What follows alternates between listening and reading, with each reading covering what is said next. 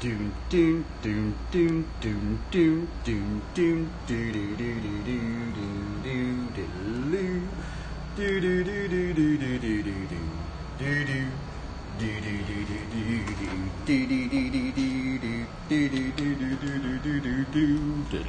doo. Greetings, travelers. Welcome to Bible Study Devotional BMX Flatland Learning, where you get to join in and observe these very awkward and strange streams where you basically just get to see me fail over and over and over again until I finally land something. And it's just straight up almost like a testing of your patience, of how much patience and willpower can you do to just not give up.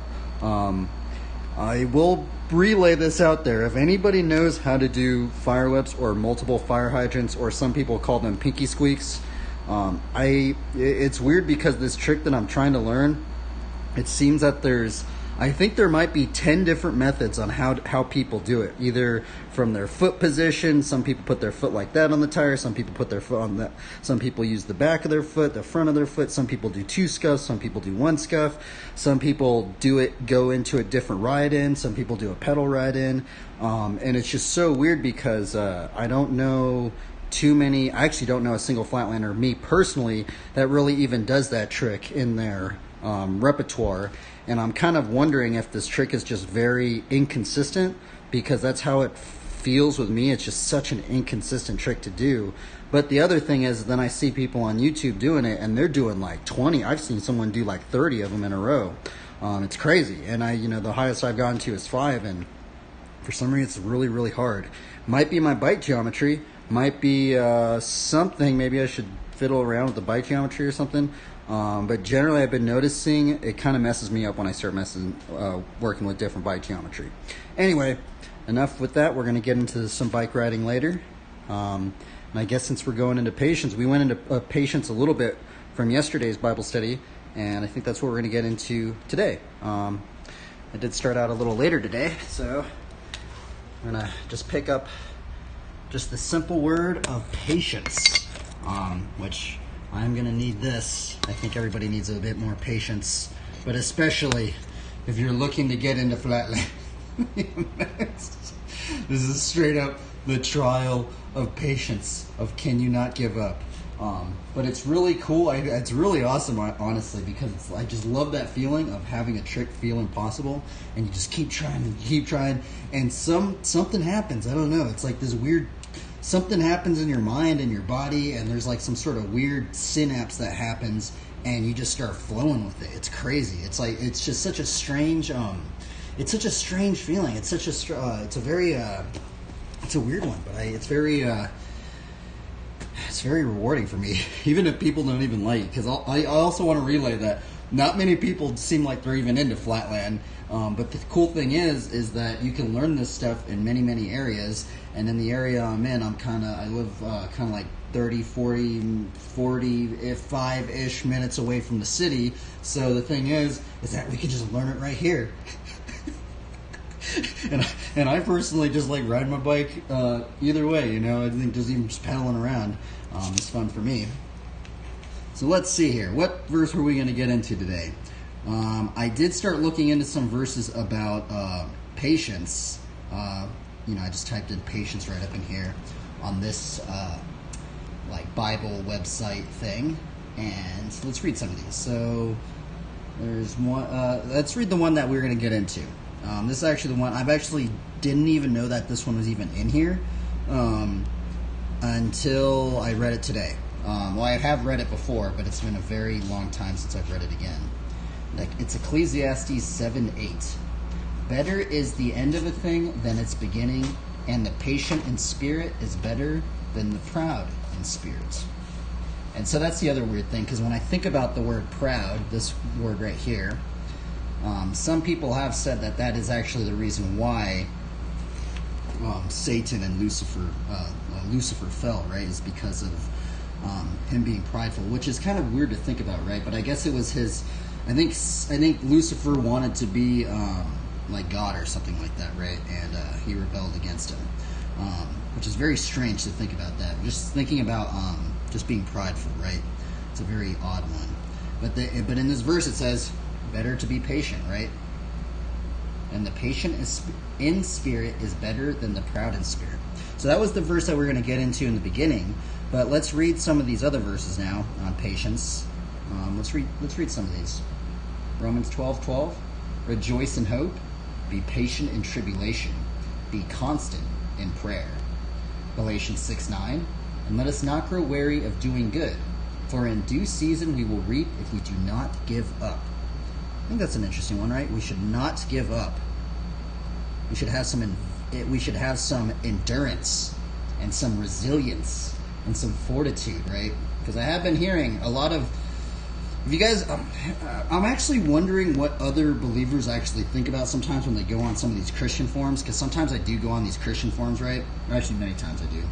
And the thing is sometimes you'll hear a lot of believers getting very like disheartened in the faith and very will start, and I went through that as well. I still kind of go through that sometimes. But what's weird is I feel like these Bible studies, it kind of keeps me going. It's been keeping me on track, and it keeps me it kind of has this goal in my mind where it's like we got something to do, right? Because sometimes I feel like when I start reading a bunch of stuff about people being very disheartened in the faith, or them just starting to doubt God and all, sometimes their words just start bleeding into my own mind. I go, you know what? Maybe they're right, or maybe, all this stuff.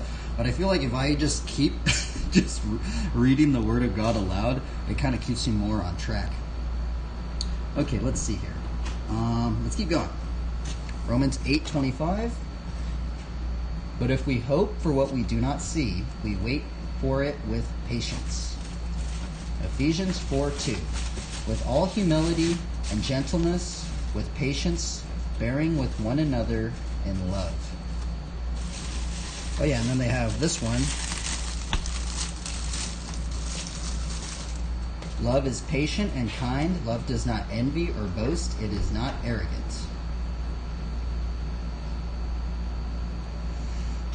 Okay, let's see. We'll read one more and then we'll get into a commentary. Romans 15:18. A hot-tempered man stirs up strife, but he who is slow to anger quiets contention. Oh, there's another one. Colossians. Dude, there is a lot of verses on patience. Holy Toledo. Let's read this last one, then we're going to get into commentary, okay? Put on then, as God's chosen ones, holy and beloved, compassionate hearts, kindness, humility, meekness, and patience. Oh wow, there's also this verse. Holy moly, dude, they have so many verses on patience, it's crazy. Now this verse right here, Isaiah 40:31, this one I've actually, there's actually this BMX rider, and I know that he really likes this verse. That's honestly why I remember this verse. Let's read this one. I wonder why this one's in patience. Let's read it. Let's read it aloud. But they who wait for the Lord shall renew their strength. They shall mount up with wings like eagles. They shall run and not be weary. They shall walk and not faint. So, and I actually have, one of the reasons why I do like this verse right here is I have had many people ask me why I draw wings on some of my recent characters. And sometimes I think about this verse right here, right? So it's like, does that mean like anybody that's waiting for the Lord, that they will mount up with wings like eagles? I don't know, right? Okay, we're going to get into Ecclesiastes 7:8. We're going to look up a commentary here. Ecclesiastes 7:8 commentary. Alrighty, let's see here. I've never looked up some commentaries on this verse, but we're going to read some. Let us practice reading some of these aloud. Better is the end of a thing than the beginning thereof, and the patient in spirit is better than the proud in spirit. All right, let's see here. Well, that's weird. Ellicott wrote one little sentence. What does he write here? Thing. Here, as in Ecclesiastes 6:11 and elsewhere, we also may translate word. Possibly the thought still is the advantage of bearing patiently the rebuke of the wise. Oh, let's read McLaren's expositions on this verse. We're going to read this one. The book of Ecclesiastes is the record of a quest after the chief good. The preacher tries one thing after another and tells his experiences. Amongst these things are many blunders. It is the final lesson which he would have us learn, not the errors, though he reached it. The conclusion of the whole matter is what he would commend to us, and to it he cleaves his way through a number of bitter exaggerations and partial truths and unmingled errors. The text is one of a string of paradoxical sayings, some of them very true and beautiful, some of them doubtful, but all of them the kind of things which used up men wont to say the salt which is left in the pool when the tide is gone down. That's so weird how he wrote that. I never would have wrote anything like, I never would have wrote anything like that, but that's just, I was not expecting to read that right there. That's kind of funny, huh? Okay, let's keep going. Let's try and stay focused. The text is the utterance of a wearied man who has had many disappointments and seen so many fair beginnings overclouded and so many ships going out of port with flying flags and founding at sea, that he thinks nothing good till it is ended, little worth beginning rest and freedom from all external cares and duties best, and best of all, to be dead, and have done with the whole coil. Obviously, the end of a thing here is a parallel to the day of death in Ecclesiastes 7:1, which is there preferred to the day of one's birth. That is the godless, worn-out worldling's view of the matter, which is infinitely sad and absolutely untrue. But from another point of view, there is truth in these words. The life which is lived for God, which is rooted in Christ, a life of self-denial, of love, of purity, of strenuous pressing towards the mark, is better in its end than in its beginning. To such a life we are called, and it is possible for each. May my poor words help some of us to make it ours. It's what in the world? I've never heard a commentary be like, "Hey man," it's so funny that he addresses his words as like, "Hey man, my words poorly trying to represent this," but it's kind of funny that he just wrote that in his own commentary, right? I feel like that too. I feel like I'm really bad with my words, but that's why we're doing these Bible studies. Hopefully we can learn more about words. Wow, this is a very long comment. What in the world, bro? I never would have thought someone wrote this much for one verse, right? Let's keep reading it. Let's see what this guy brings up. Then our life has end. It is hard for any of us to realize in the midst of the rush and pressure of daily duty, and it is not altogether wholesome to think much about it. But it is still more harmful to put it out of our sight, as so many of us do, and go on habitually as if there would never come a time when we should all cease, where we would have been so long, and when there will be no more arise the daily calls of transitory occupations. Holy moly, that dude made that sound so... Man, it's so weird reading some of these older I'd be like, dude, I don't know, I do not write like that, man. I don't even talk like that, so it's strange to read some of these. Let's just keep going. I'm just trying to read it without messing up a word. That's kind of my goal at the moment right now, and trying to understand it as well, but sometimes these things are kind of hard to understand. The thought of the certainty and nearness of the end has often become a stimulus to wild, sensacious living, as the history of relaxation, of morality in pestilences. What in the world? What is this guy talking about, bro? Morality in pestilences?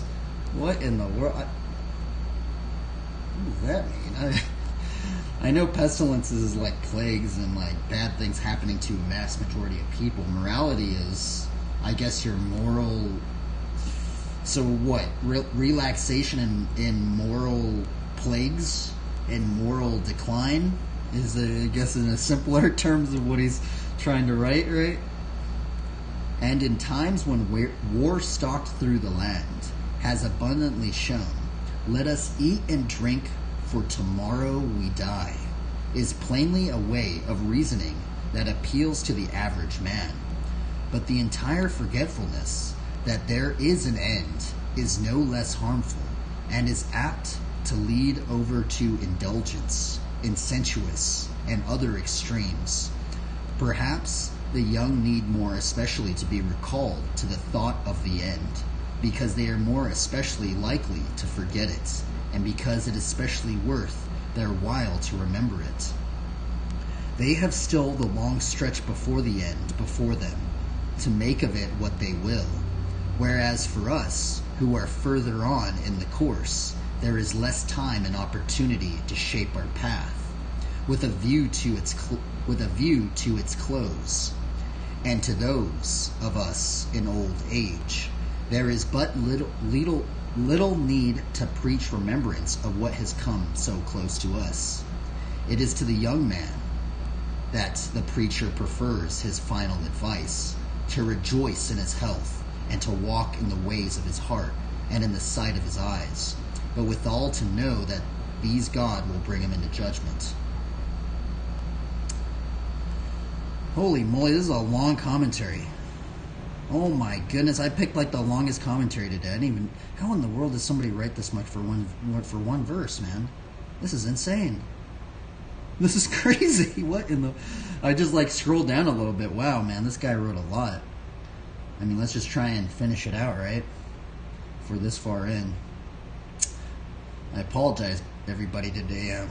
This commentary is a little bit more gnarlier than I was expecting. I thought it was going to be a normal, like, paragraph commentary. This dude wrote so much for it. Okay, let's keep going. And in the counsel is involved the thought that the end, which is better than the beginning, is neither old age, with its limitations and compulsory abstinences, nor death, which is, as the dreary creed of the book in its central portions believes it to be, the close of all things, but beyond these, the state in which men will reap as they have sown, and inherit what they have earned. It is that condition which gives all its importance to death. The potter opens the door into the future life of recompense. Man, this dude's like writing about death. He's writing about like the young, the old. Dude, out of one verse, man? Are you kidding? Dude, this guy is gnarly, bro. Like, he wrote this much for one verse.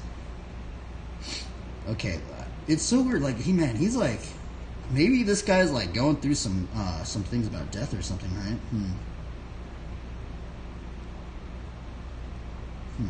I don't know. Let's try and finish it out. This is a strange commentary. The end will, in many respects, not be better than the beginning. Put side by side the infant and the old man. Think of the underdeveloped strength, the smooth cheek, the ruddy complexion, and rejoicing in physical well-being of the one, with the failing senses, the tottering limbs, the lowered vitality, the many pains and aches of the other. In these respects, the end is worse than the beginning. Or go a step further on towards life, and think of youth with its unworn energy and the wearied longing for rest which comes at the end, of youth with its quick, open receptiveness for all impressions, and the surfaces of callousness which has overgrown the mind of the old.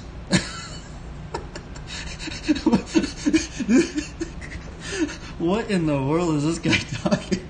I'm gonna be completely honest, man. This guy is I don't even really know what this... I feel like this guy is using a lot of words to, like... I don't know, man. He's using a lot of words to get a simple point across, but, I mean, it's cool. I mean, it's very... it's interesting, but, man, it's just, like, kind of confusing. Okay, let's keep going. Of youth with its underdeveloped powers and endless possibilities, which in the old have become rigid and fixed, of youth with the rich gift before of a continent of time, which in the old has been washed away by the ocean, till there is but a crumbling bank still to stand on, of youth with its wealth of hopes, and the hopes of the old, which are solemn ventures, few and scanty, and they say in the end is not worse than the beginning. Oh my goodness. Man, this dude's thinking about like some old person in life. He's talking about the ocean breaking upon the banks, and now the banks just crumbling beneath them. What in the world? This is crazy, huh? Ethan Alvarez 13. What's up, man? We're reading a Bible commentary on Ecclesiastes 7:8. This is actually probably one of the longest commentaries I have actually seen on here. I thought it was going to be a paragraph long commentary. I didn't know it was going to be like 7 paragraphs. Okay. And if we go further and think of death as the end, it is not in a very real and terrible sense loss. Is it loss to be taken out of the world, to leave the warm presence and cheerful day, to lose friends and lovers, and to be banned into a dreary land? Yet, further, the thought of the end as being a state of retribution strikes upon all hearts as being solemn and terrible. Interesting. I mean, that is... It's kind of weird because, you know, I like kind of didn't really get where he was getting at, but that last sentence where he said strikes upon all hearts as being solemn and terrible. He's talking about death, right? It's so crazy how this guy's talking about death, and I was not thinking about death when I read this verse, right? But I think that is something now I'm thinking about what he wrote about, which I actually have observed, right?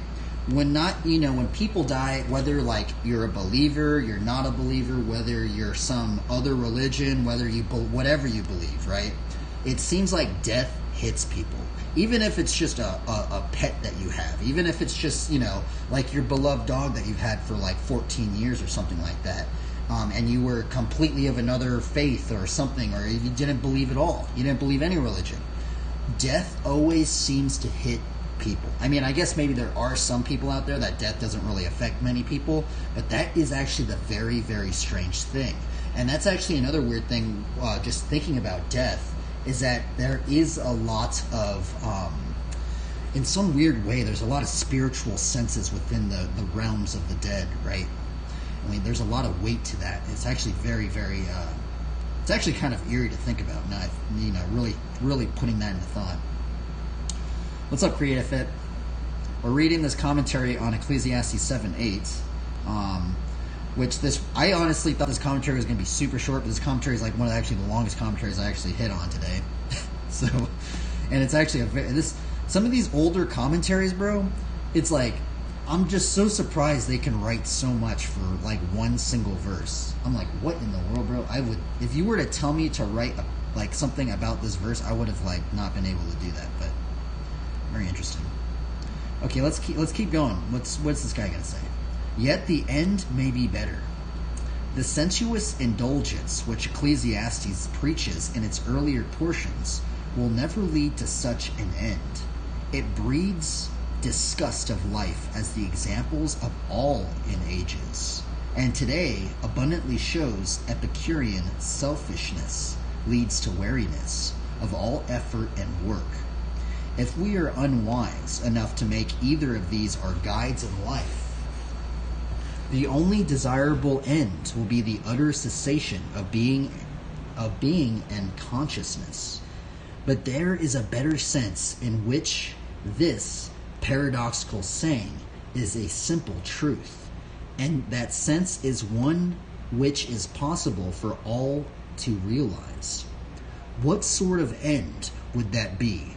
The brightness of which would far outshine the joy when a child is born into the world? Would it be a birth into a better life than which fills and often disturbs the 3 scores and 10 years here? The 3 scores 10 years and 10 here. Would it not be an end to a course in which all our nature would be fully developed and all opportunities of growth and activity had been used to full, which had secured all could possess, which had happy memories and calm hopes? Would it not be an end which brought with it communion with the highest joys that could ever fade, activities that could never weary? Surely the Christian heaven is better than earth, and that heaven may be ours. The supreme and perfect end will be reached by us through faith in Christ, and through union by faith with Him. If we are joined to the Lord and are one with Him, our end in glory will be much better than our beginnings on earth, as the full glory summer's day transcends the fogs and frosts of dreary winter. The path of the just is as the shining light, which shineth more and more unto the perfect day. Holy moly. I have never heard anybody write a commentary like that. Dude, man, you guys back in the day, bro, I know this guy's, I don't know if this guy's dead, or I'm pretty sure this guy wrote this maybe 100 years ago or something like that. But even just how he wrote this commentary like that, right?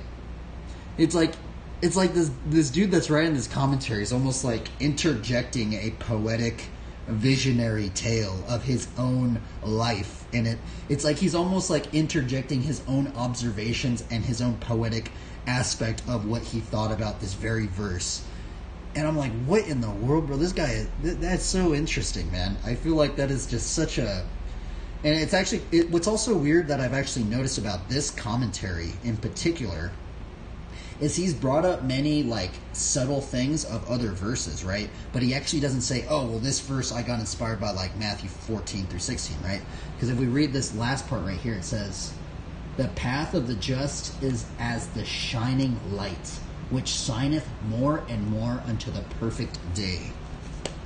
Now, that verse is reminding me of what the Lord Jesus Christ said on the Sermon on the Mount, which I bring up many, many times, and we'll bring it up again because it reminds me of that, right? Because we are to shine our light.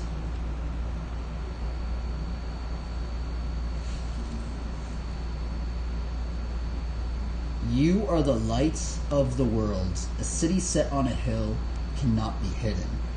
Nor do people light a lamp and put it under a basket, but on a stand, and gives light to all in the house. In the same way, let your light shine before others, so that they may see your good works and give glory to your Father who is in heaven. Now there's also, with this verse right here, how it says we are to be shining like a light. There's also another verse in Psalms 37. If we go into Psalms 37, there's also another verse that recalls, I think, committing our ways to the Lord, and we will be like, he'll bring our justice like the noonday or something like that, which is kind of reminding me of that commentary. Now, I wish that commentary would have brought that part up, but he doesn't, right?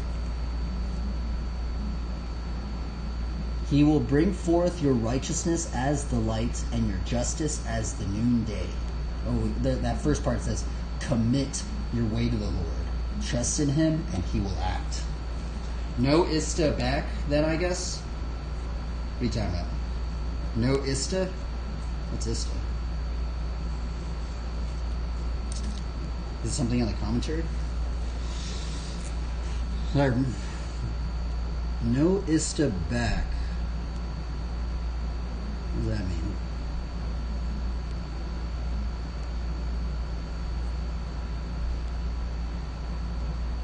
Okay, let's see here. Let's keep going. We got one more paragraph. We're done with this, and then we're going to look up some other one just because this one is very long. Holy moly, this is already 30 minutes. If the end is not better than the beginning, it will be infinitely worse. Golden opportunities will be gone. Wasted years will be irrevocable. Bright lights will be burnt out. Sin will be graven on the memory. Remorse will be bitter. Evil habits, which cannot be gratified, will torment. Wow. A wearied soul, a darkened understanding, a rebellious heart. will make the end awfully, infinitely, always worse than the beginning. From all these, Jesus Christ can save us, and, full as he fills the cup of life as we travel along the road, he keeps the best wine to the last and makes the end of a thing better than the beginning. Wow. Holy moly. Dude, that dude got really dark right there. It sounded like I was reading some sort of gothic novel or something. And what commentary was this? Holy... Dude, look at how long this commentary was. That was straight up ridiculous. For one verse.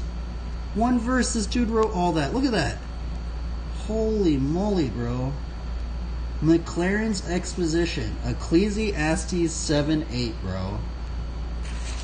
Look at this. I think this actually might be the longest commentary I've actually read. Look at this. One verse. What was this dude on? This is what? Oh my goodness. Holy moly.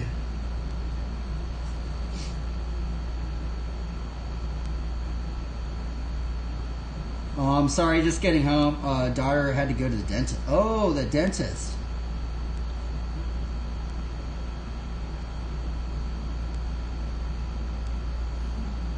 Okay, let's see. Let's read another smaller commentary. Let's see here. Okay, let's read this one. Is this one going to be long? Oh yeah, this one's not long at all. See, Matthew Poole's commentary is much shorter. Let's see what he has to say about this verse. Ecclesiastes 7:8. If this verse relates the next foregoing, it is an argument to keep men's minds from being disordered, either by oppression or bribery, because the end of those practices will show that he who oppresseth another doth himself most hurt by it, and that he who taketh bribes is no gainer by them.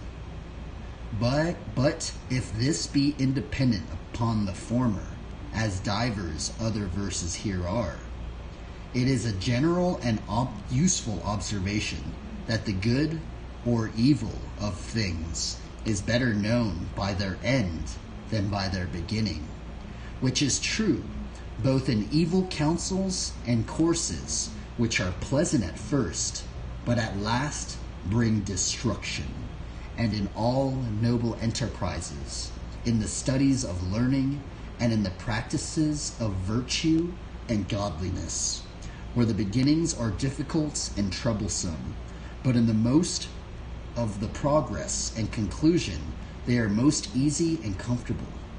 And it is not sufficient to begin well unless we preserve to the end which crowns all. Wow. Okay, so it's kind of weird. It's like I'm actually very curious because it's weird because, you know, when I just read that paragraph, like I said earlier, some of these older commentaries, bro, they go off, dude. They use so many words, bro. It's like they're just like, it's crazy.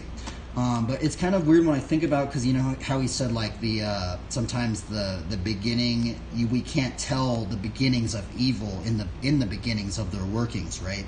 And it kind of makes me think of the verses that we went in on deceit and being deceptive and being like sneaky or doing like backhanded things behind the scenes, right?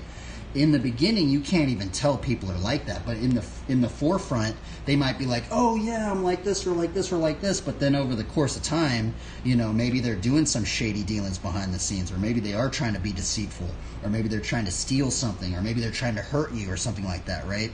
And it's kind of interesting that he brought that up, right?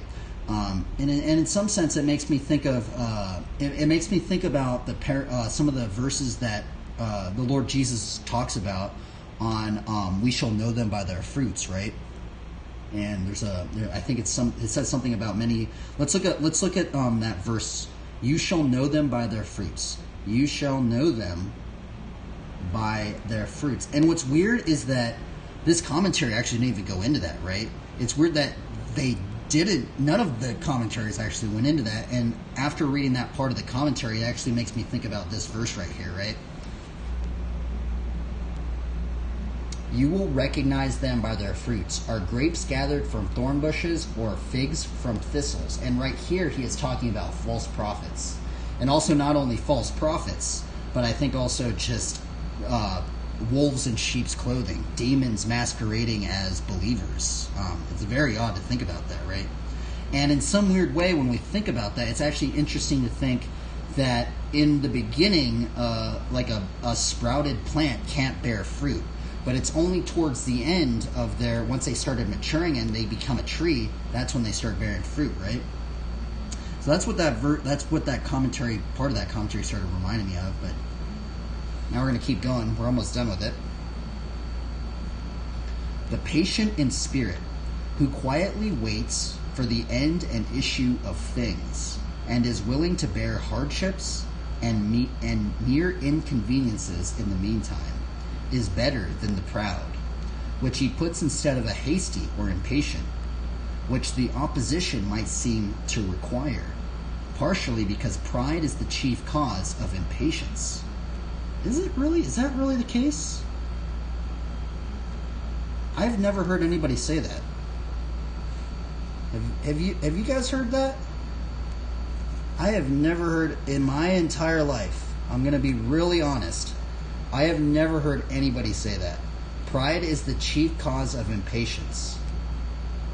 Is that the case? I don't really know how that would. Let's look that up real quick. Now I'm curious because I've never heard anybody say that. Does pride cause impatience? Weird. I've never heard anybody say that. Oh wow. Okay, so this is the very first thing that comes up when I type this in. Does pride cause impatience? Now, this isn't from the Bible. This is just from something, I don't know what this is from. This is just on Google. But this is the first thing on Google. It says, how does pride produce impatience? By placing ourselves at the center of everything, we grow impatient when things do not go our way. When we don't get the things as fast as we want, pride nudges us to take them by whatever means necessary, instead of waiting patiently for them. Okay, that makes sense. Interesting. It's kind of strange. Maybe someone has said this to me, but I do not remember any pastor. I don't even remember hearing that whatsoever in my life. I'm going to be honest. It's odd. Okay, let's keep going. Proverbs 13:10, and makes men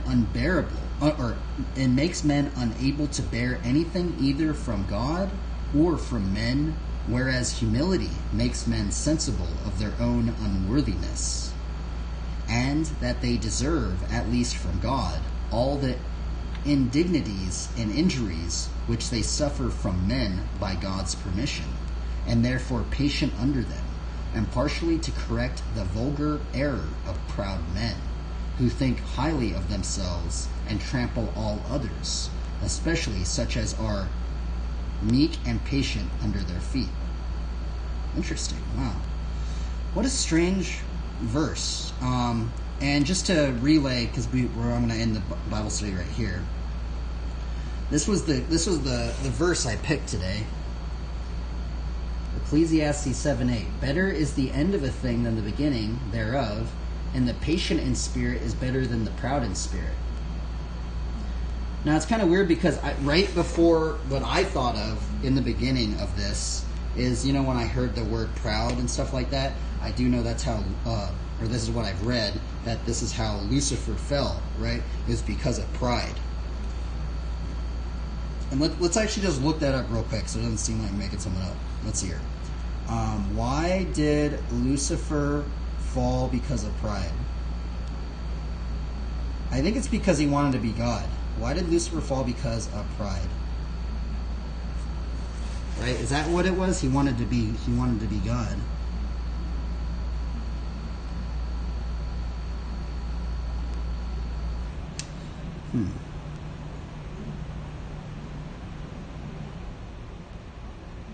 I think this might have to go for another Bible study. There's a lot of commentaries on this, actually. But pride was a big one about Lucifer's falling.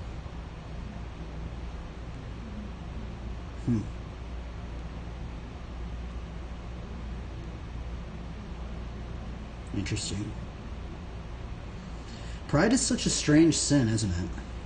I feel like, I'm going to be really honest. You know what I think is weird about pride?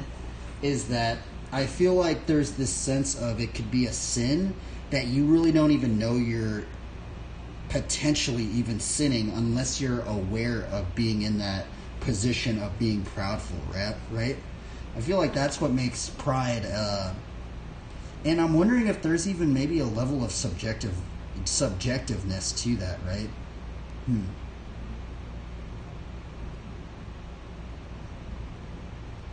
Interesting. Yeah, that makes for a whole nother.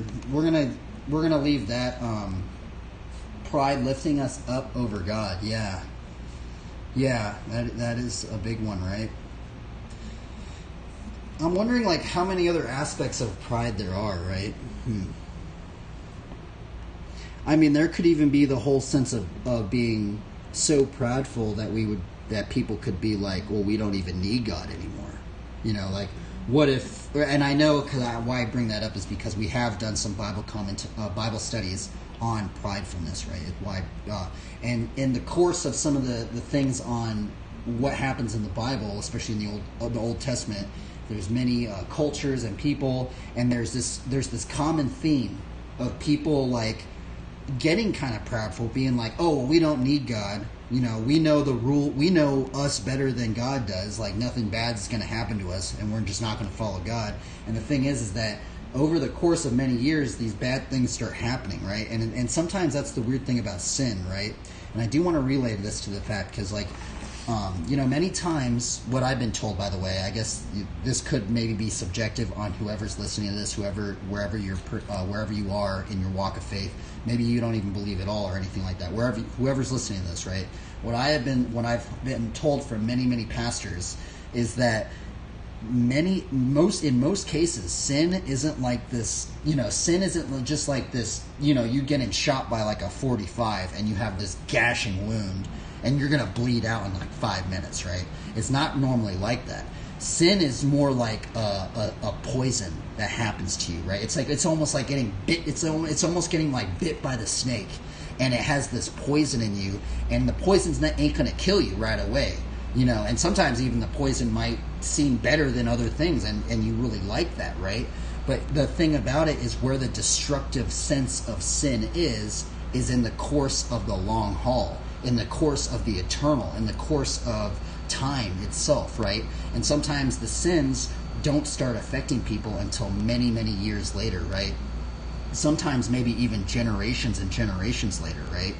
And I don't know, you can look it up. That's a whole nother Bible study. That's a whole nother big aspect of it, but it's actually very interesting to think about. You're looking for the yeah, I know that. I love finding the combos in God's Word. That was my own little combo right there. Anyway, we're going to get into a card draw now. Now, the thing is I honestly wish, like, I could just remember these Bible studies that I'm doing, like, much more in some weird way level, or just, like, because I'm going to be really honest. A lot of these, I'm going to be flat out honest even today, right? I just feel like a lot of the commentaries I just read, just the way that it was written, I kind of feel like a lot of it's just going to go in one ear and out the other, right?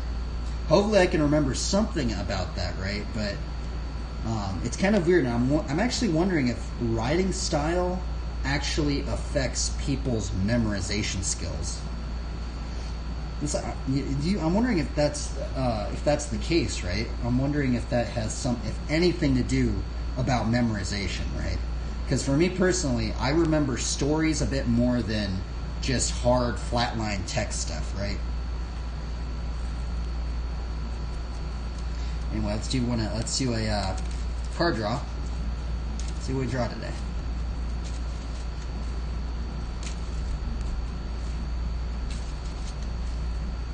Need to sketch what you just read. Mini art stream. I know I used to actually draw on these streams a while. By the way, you follow me on Instagram, right? The other thing I want to say is all the stuff that I'm posting on Instagram in terms of my art Instagram, it's like 2 years old. It's like probably like 2 years old at the moment. I'm trying to get everything caught up somewhat chronologically. All the stuff that I'm posting, I'm going to be honest, I haven't really been drawing that much as of late, but I have done a lot of art streams. Lately I've been putting more energy into my bike. The weird thing about like the art stuff is I did meet this older dude in Long Beach, and it was weird because he told me, he flat out told me, he was like, you know, you can always draw when you're older. I'm just like, what are you talking about, old man? You know, I did say that. Dude, you know what's so funny, bro? It's so funny that he said it. It almost kind of reminds me of the Bible study he kind of did. But yeah, I remember this dude, he telling me that. He's like, you know you can always draw when you're older, because I would just be like, when I was like living in my car, right? I was like just drawing in Starbucks and stuff like that. And, he knew I was like a BMX rider and stuff like that. And I was like, and when he told me that, I was like, what are you talking about, old man? Like, you don't even know who I am, man. And what was funny is like him saying that, right? It was like this old dude, right? Like this elderly gentleman, right? And what's funny is like as the weeks progressed, I started thinking about what he told me. You can always draw when you're older. And just that phrase that just caught in my head, I just thought about this old dude saying that to me. And he told me, you're not always going to be able to ride your bike, right? And I'm just like, that's weird. And I'm wondering if he was vicariously, like, thinking about his own life and being like, maybe, he should have used his body up more or something like that, right? And ever since then, I was like, man, I'm going to try and just use my body up. Because in some sense, you can actually hold a pencil when you're actually very old. When you're very old and frail, you could there are some really gnarly artists like Mobius, some really crazy comic book artists, John William Waterhouse, Alphonse Mucha. Dude, they painted and drew until they were like basically on their deathbed, man. Like they were still holding a pencil. It's like, as long as you have the strength to lift this pencil up and do this, we can always be able to draw. The thing is, we're not always going to be able to do other activities. And so it's kind of interesting. It's kind of weird that I'm thinking about that now. Was it Fred? No, it wasn't Fred. It was this dude at the Marina Pacifica Starbucks that is connected to Barnes & Noble.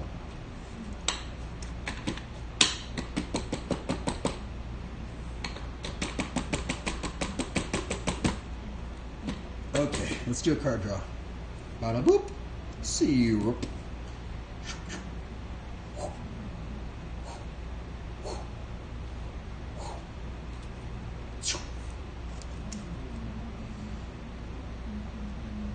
Oh yeah, okay, let's see. Let me put this light on. Hopefully I can have patience today. I do want to do like some fire whips today. Hopefully I can land some, but that is one trick you need some patience for. Hopefully we've gained a little bit more fortitude for patience, because I know I'm going to get, there is no ifs, ands, or buts, I'm going to get frustrated with this trick today.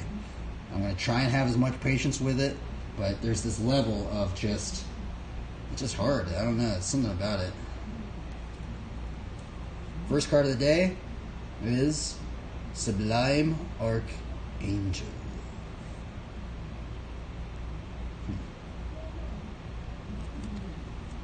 Second card? Ooh, interesting. Righteousness.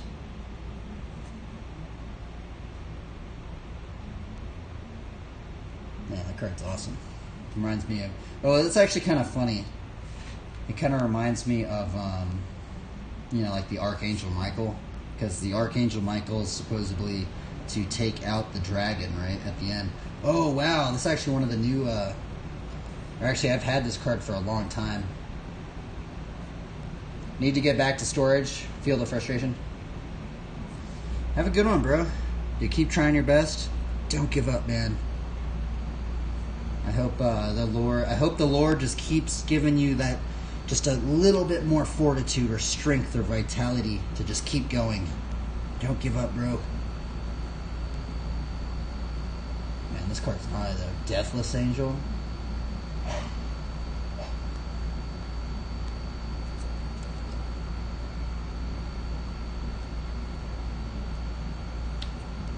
Ooh, interesting. Lifelink.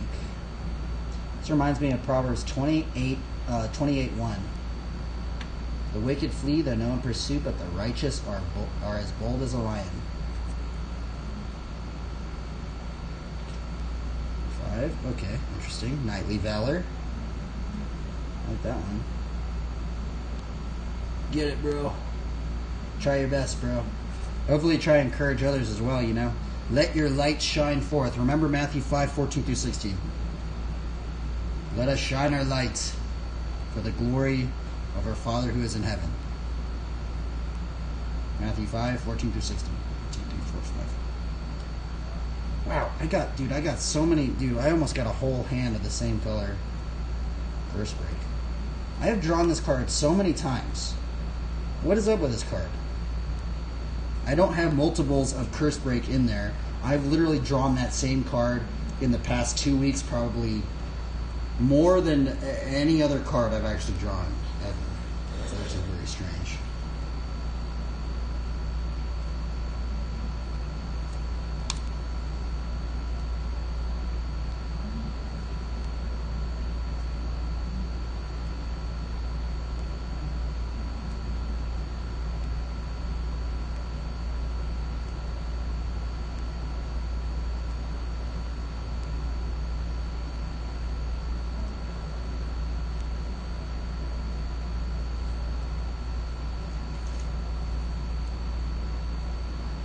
Alright, let's do this card draw thing.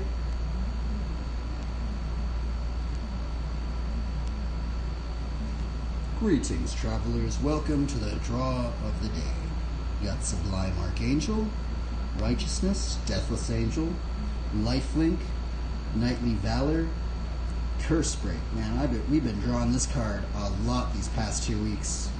For the last card of the day, it is... Oh, interesting. We got the Frank Frazetta card given to me by my good buddy. Man, this thing is gnarly. Frank Frazetta had some amazing values. I like how simple his values are, right? And like just how you're just able to see it from just a thumbnail, right? Oh man, that looks gnarly.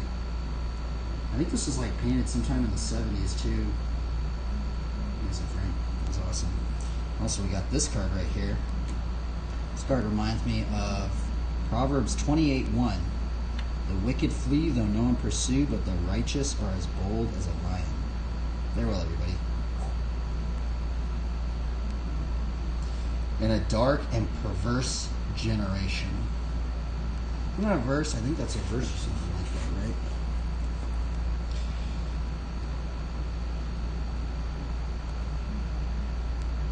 MTG. Oh yeah, this is. Let me.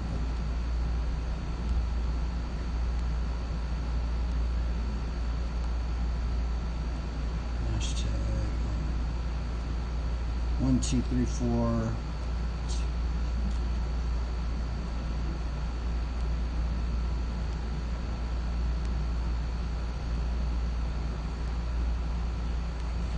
We got our story up. You can also put hashtags on your story.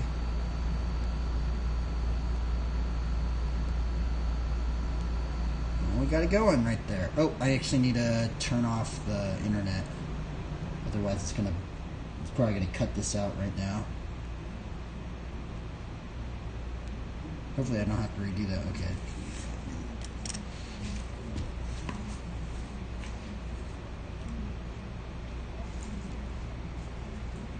Oh yeah, this is the last card of the day.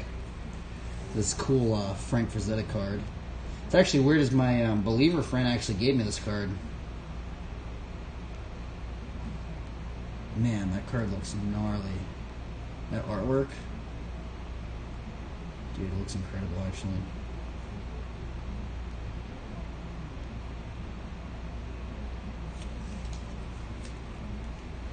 Man, that card looks crazy, actually.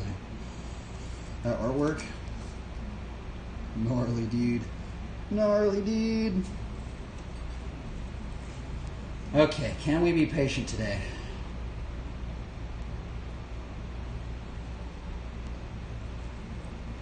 Maybe we should watch a how-to on how to do this trick.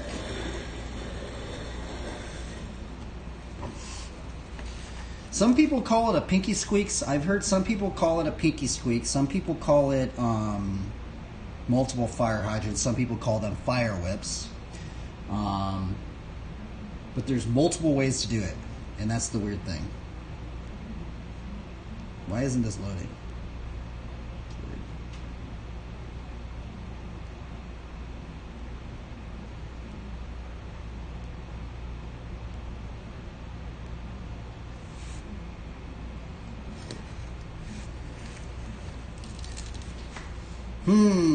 Let's see here.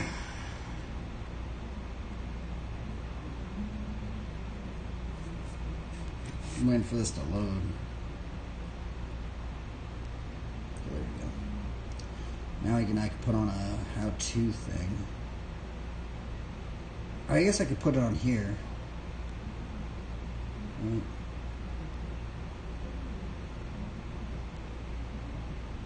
How-to pinky squeak.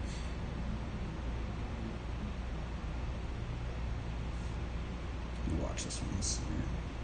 Because there's also, okay, it's this one right here. Michael Dufek.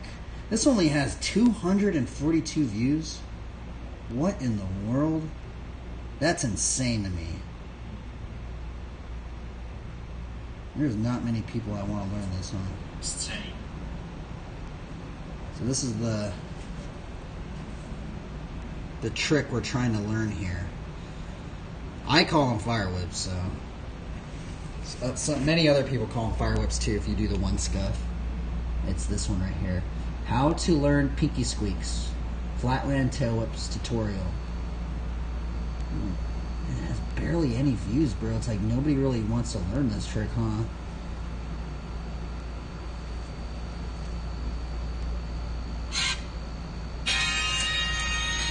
We're gonna watch this. Episode 4.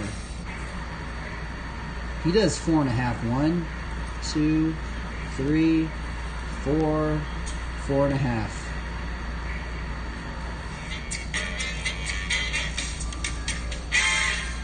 Okay, so this trick is a bit advanced, so there'll be lots of tricks on the way. At first, we will have to learn squeaker.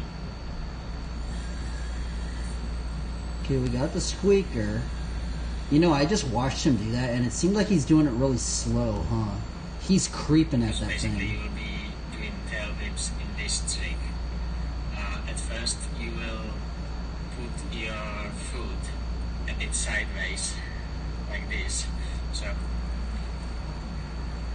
I've already watched this. Like, I probably watched this tutorial maybe. I probably put a good 200 views on this video itself. That's the funny thing.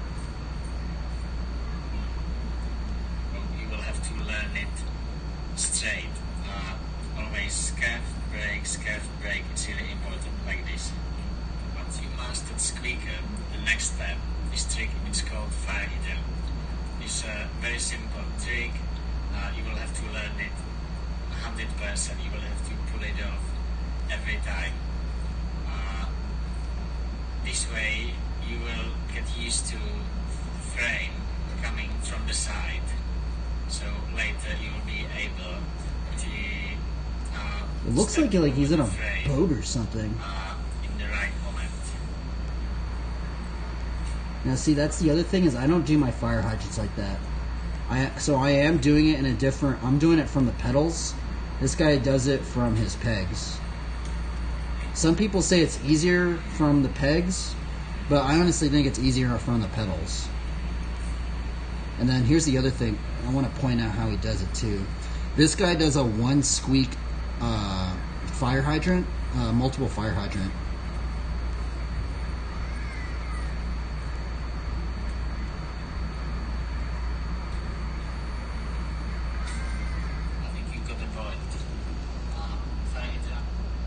Okay, let's see. Where is his multiple one? There's lots of options how to get up. Let's watch how he did that very first one.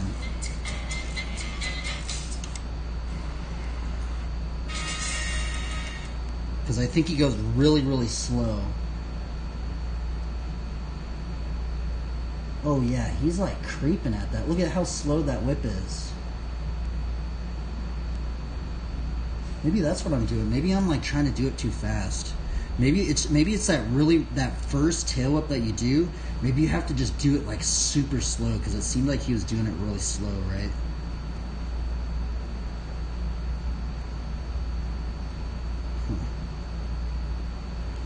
Now, see, there's another version of the pinky squeak, but it's like a double scuff pinky squeak. It's weird. Let's see if I can show you.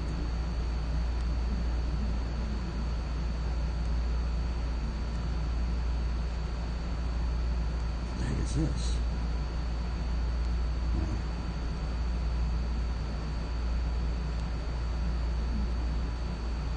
It's weird. There's like not even that many videos on it.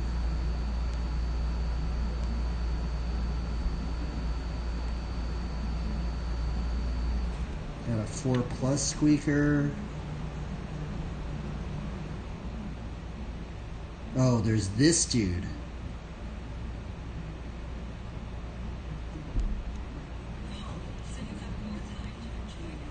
This guy's like mastered it.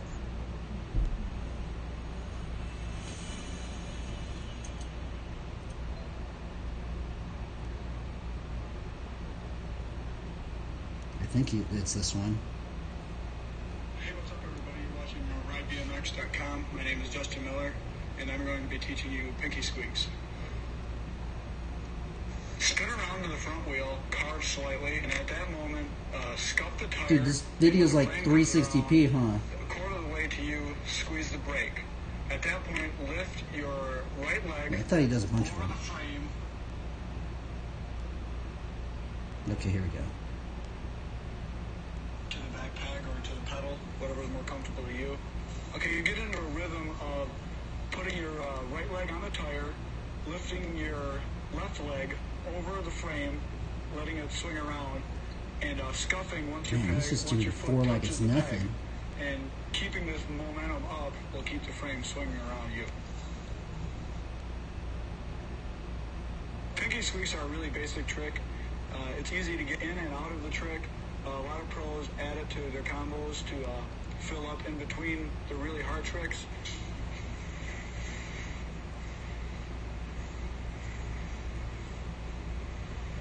See, this guy said it was easy, man. What in the world? That guy's gnarly, though. It's crazy because this video only has 57 views, man. Like, not many people even want to learn that thing, huh?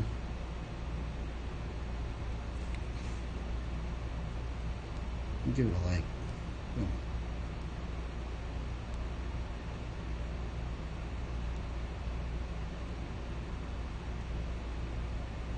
I wonder what I'm doing wrong.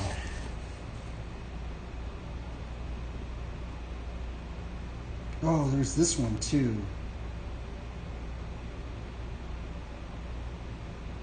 Look at this guy. Another old video. What in the world? I can't even believe that's real, dude.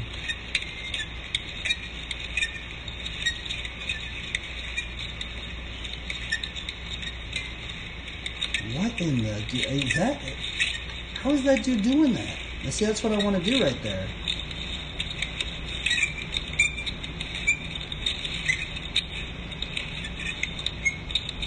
How that... Dude, you gotta be kidding me, dude. That dude does it for an entire minute.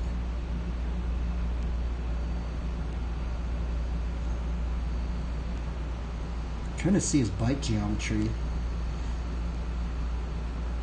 It seems like he's running that little stem.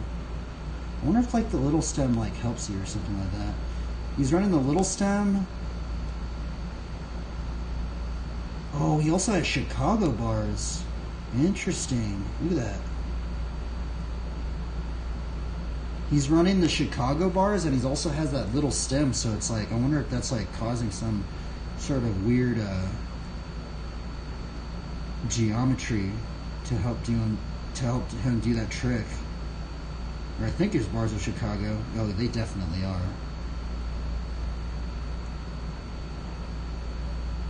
That's weird. I wonder if that actually helps him out a lot like that. Let's watch one more video. There's another video of this dude that has a lot of them.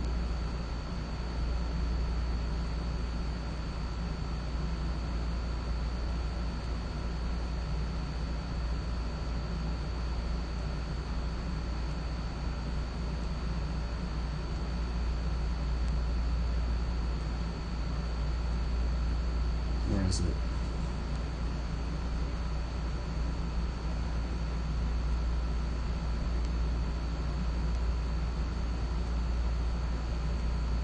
Worried your bank isn't secure? With Chime, you're protected with real-time alerts and 24/7 support. If something happens, the safety code, a single tap, you turn it on again just as easy. Apply today. 3, 2, 1. When your money is secure. Here's another one. I want to see his bike geometry.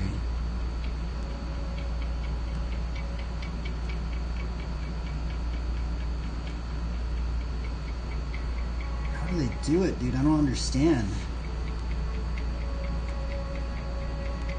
What in the world? They make it look so easy, huh?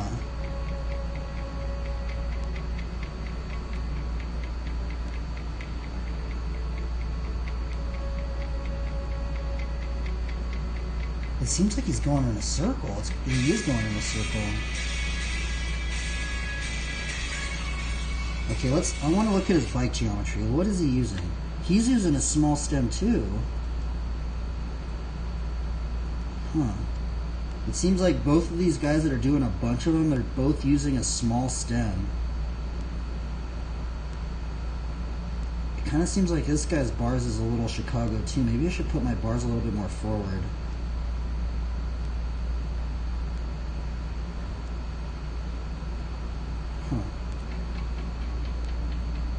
Let's see what other clues we can pick up.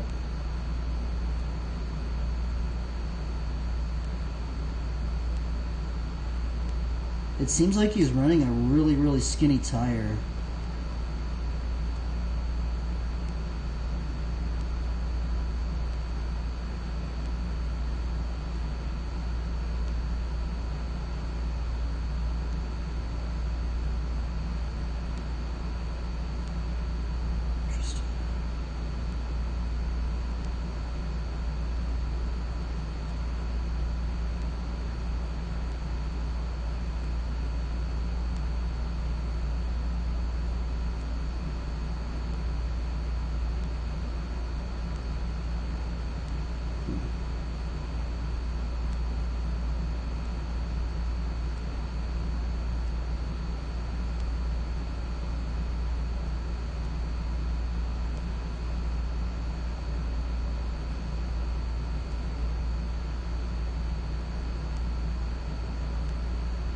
Interesting. Man, that trick is so brutal, dude. It seems like most of these guys are going from the peg. They all go from the peg, so they don't do it from the pedals.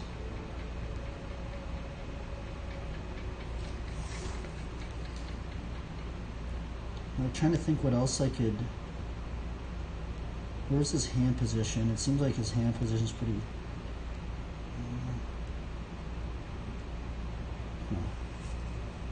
That trick is gnarly, dude. I've never even seen anybody do that in real life.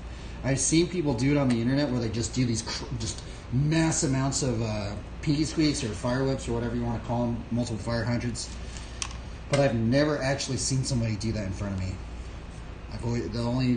It's weird because all the flatland riders, they didn't even do that trick.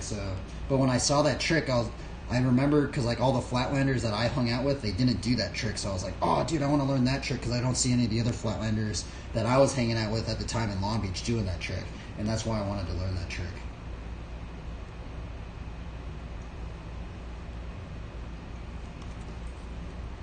Not knowing that it was going to be very, very hard to... a lot of time put in to learn it.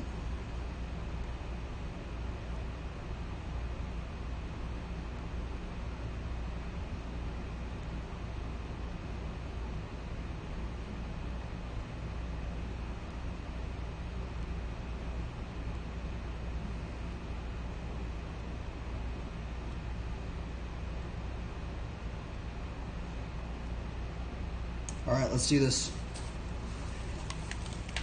How long? Oh my goodness, 30 minutes. All right.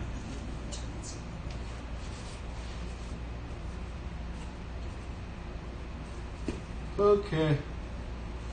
Go for it.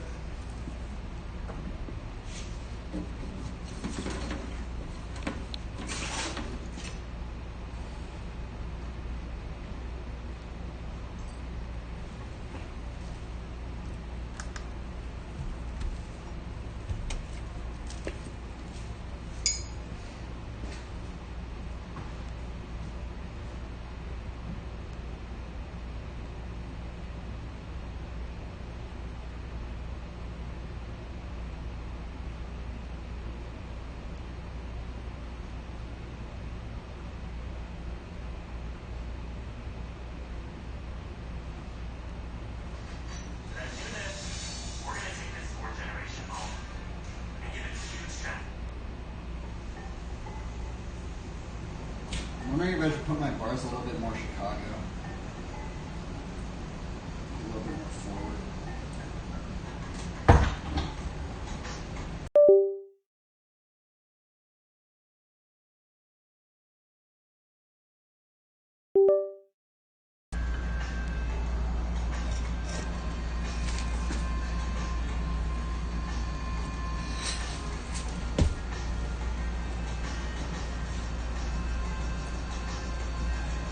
It kind of seemed like those guys were running their bars a little bit more forward.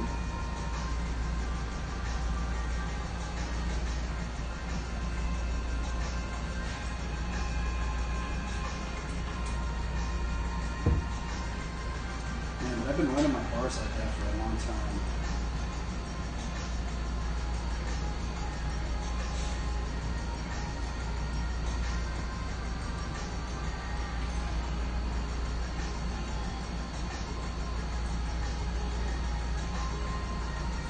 I mean, I guess we could try. Maybe putting our bars a little bit more forward.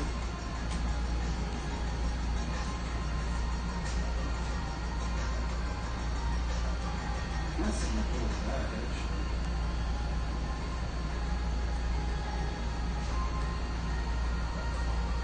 Yeah, let's try it. Because it kind of seemed like all those riders kind of seemed like they were running their bars a little bit more forward.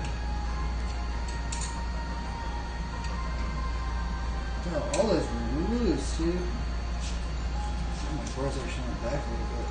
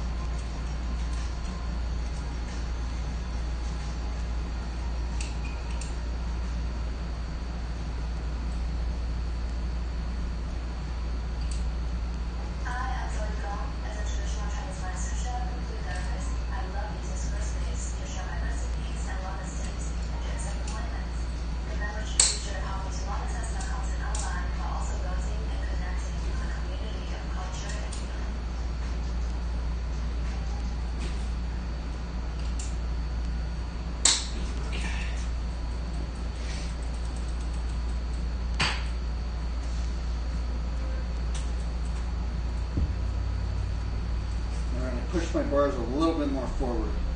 Maybe this might help me, I don't know.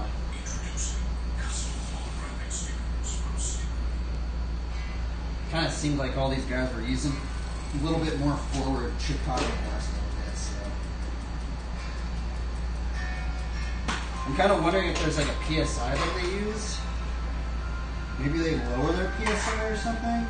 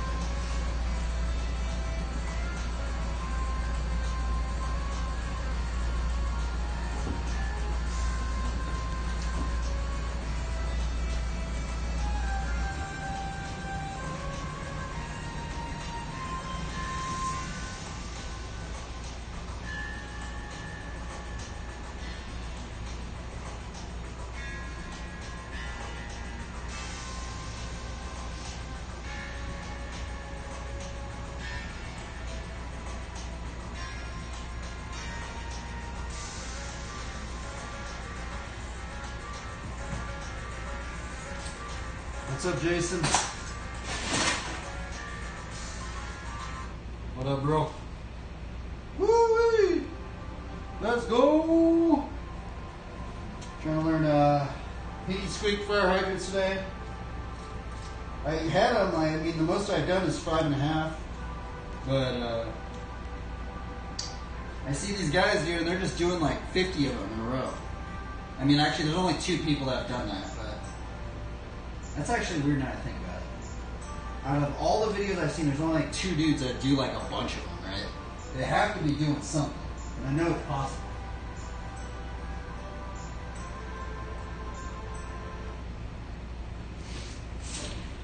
You have time to shred. Fresh start, fresh realm, everything starts from nothing. We choose this destiny.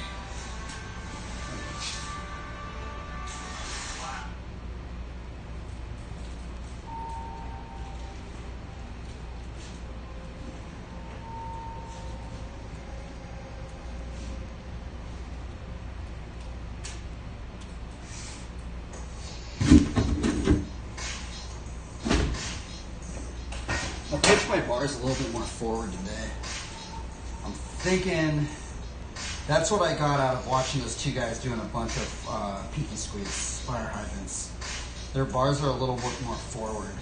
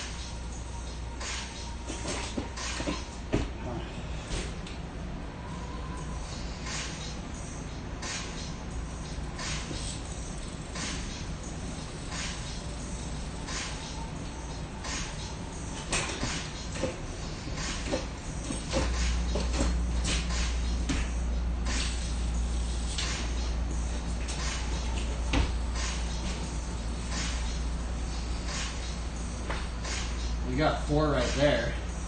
Dude, I actually think I think pushing my bars forward actually helped. Or maybe it's a placebo effect. It seemed like those guys hadn't even prepared bars like that. They were also running the little stem.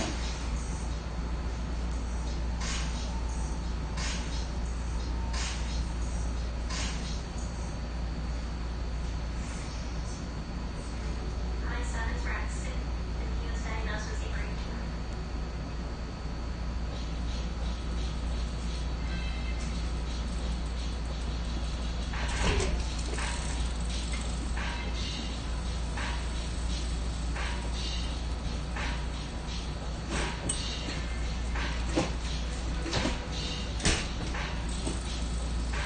Got a triple right there.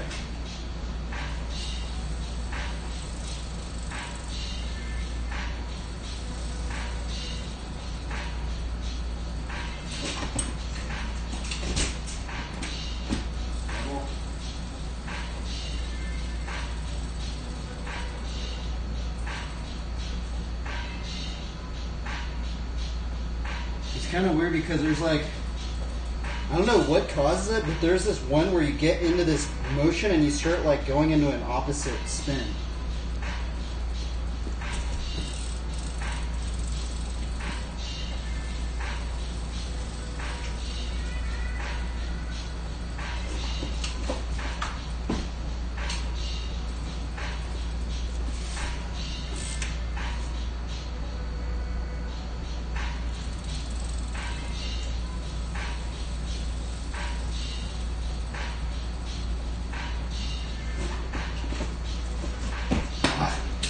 This trick's brutal. I don't know why it's so hard.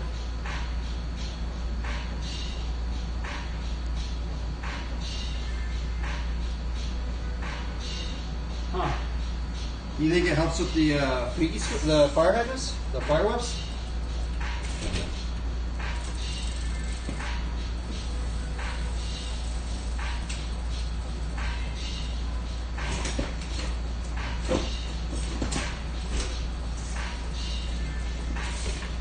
It's such a strange trick because I feel like you mess up one little thing and it just like the entire thing breaks. It's hard to like save the firewood if you mess it up.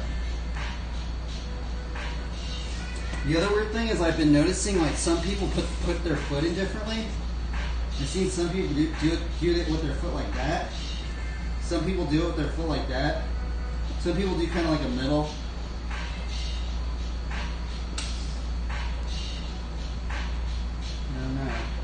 I don't know how much PSI they're running when they're doing it.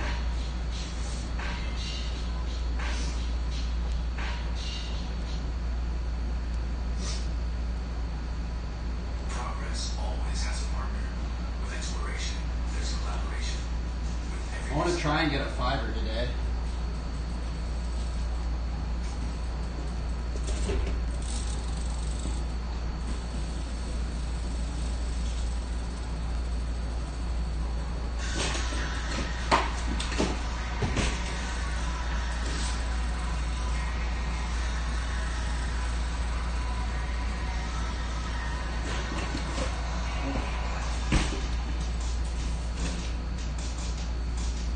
PSI. Yeah, that's how much I'm running. That's how much I went up to.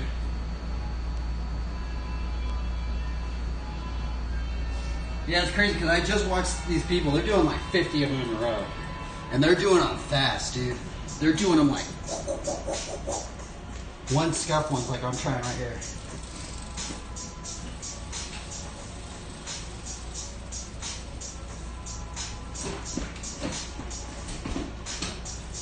It's such a hard trick, man.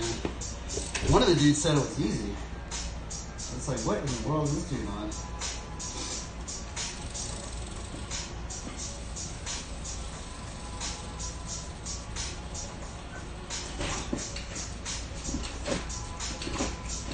Oh, I almost, there's like this rhythm. Like if you can get into that rhythm,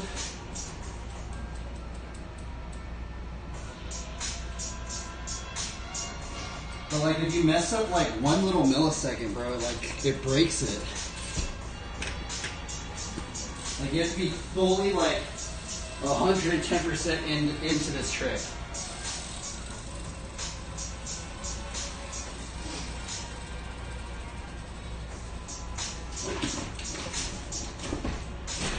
And it's also like you can't lean, because like if you lean too much this way, like the whip starts like, I don't know, it's weird.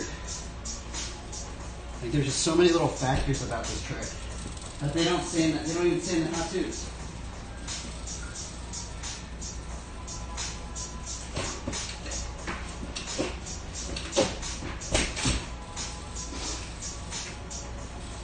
You got a triple.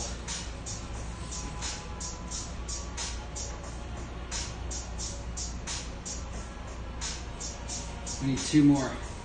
I actually need, I want to get 7. That's my goal.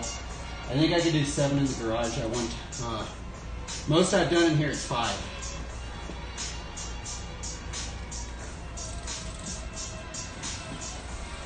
I think having tighter shoes helps too.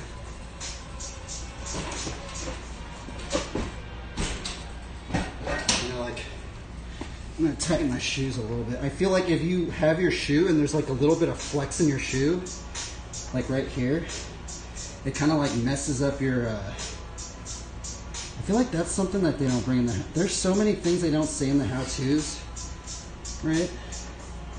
I'm gonna tighten my shoe up a little bit more. Like I'm wondering if that's what everybody that does a bunch of fire whips do. They make sure their shoes are tight. Just like right here where they're scuffing, right? Like, because if it's like kind of loose right there, I can feel it.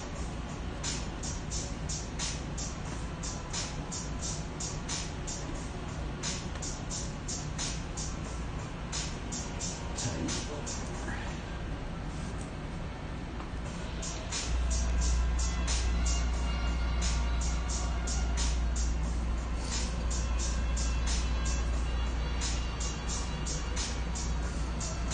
This trick's a mystery, bro. There's like barely any how-tos on how to do it. It's crazy.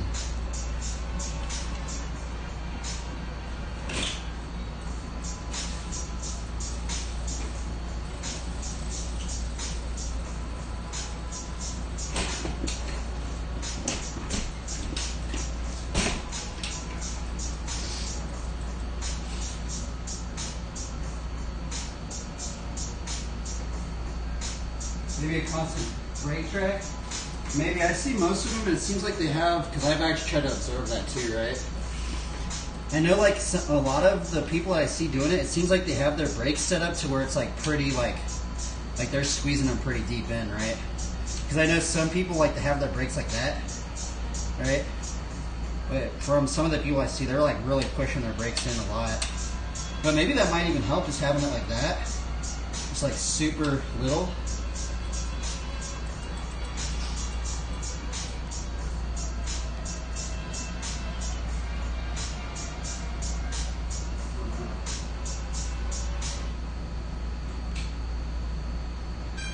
I know everything about my new furniture business. Oh, everything except the whole.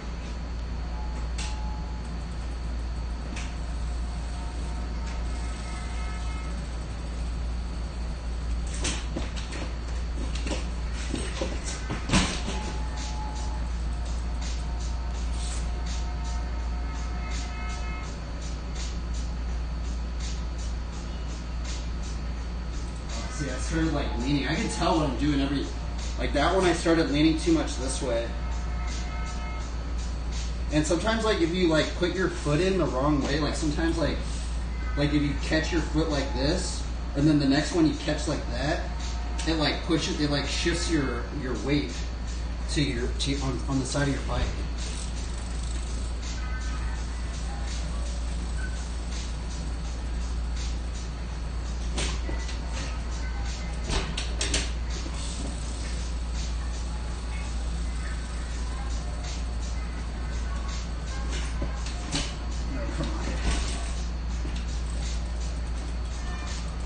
I don't know how they do it, man. No, let's try a locomotive. This is another trick I want to learn as well.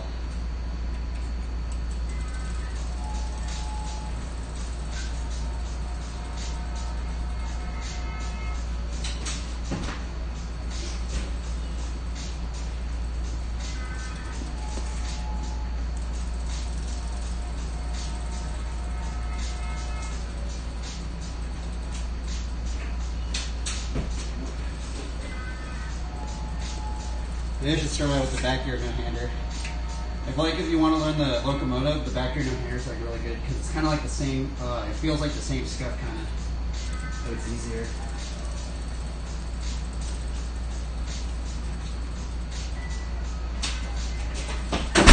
Opa.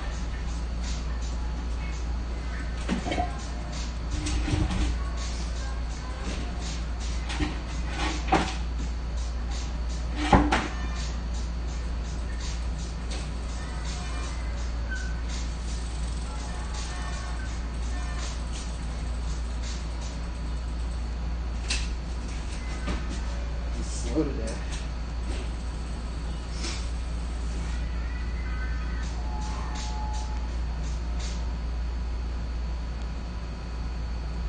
All you need is this time to prepare yourself physically, mentally, and emotionally.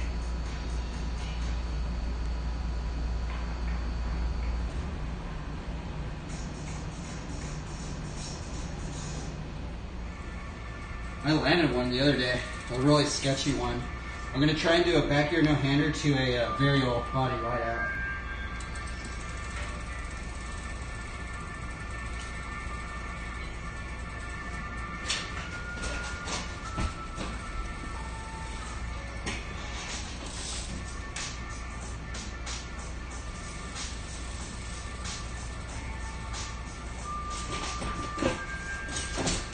Ah. Brutal.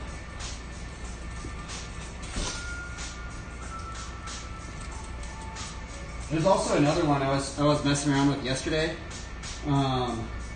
Try stand no hander to Undertaker, and you could do like a fire hydrant into it.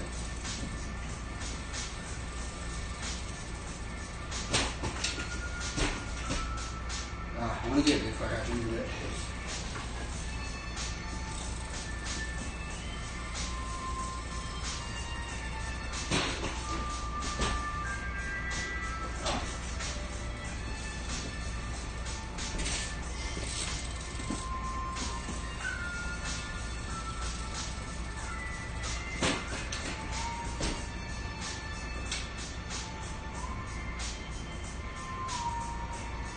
And then from this, like, you could push your crank up like that.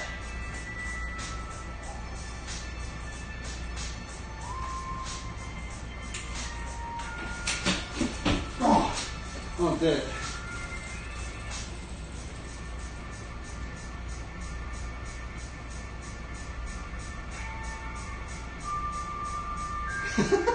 Oh, that was close. That was fun though.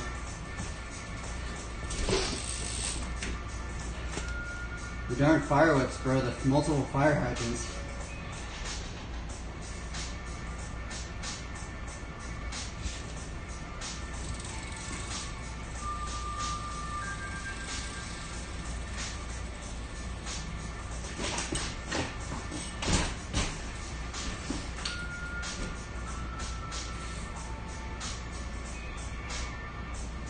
It's brutal.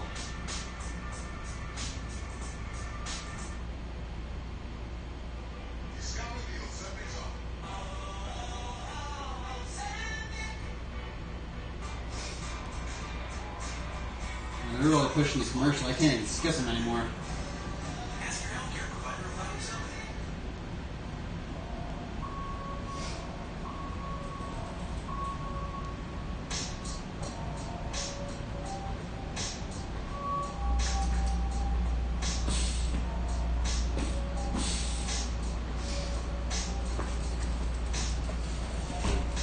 What are we working on? Oh yeah, there's also the funky chicken tail whip. Let me practice some funky chicken lines.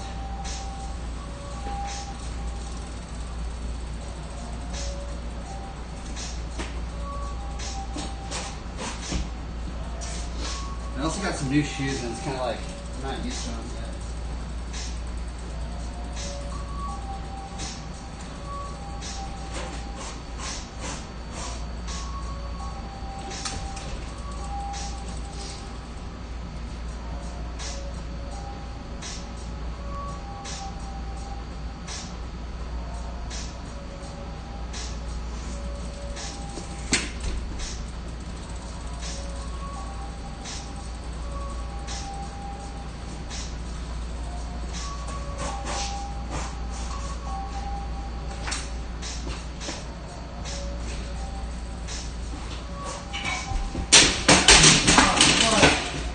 Almost did it.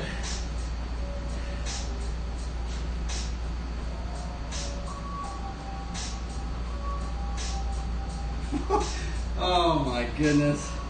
That one was so cool.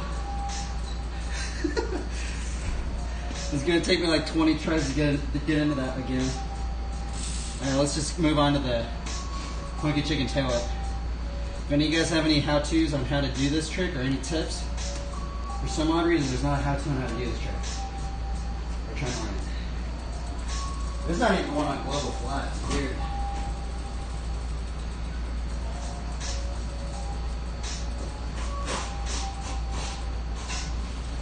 Oh.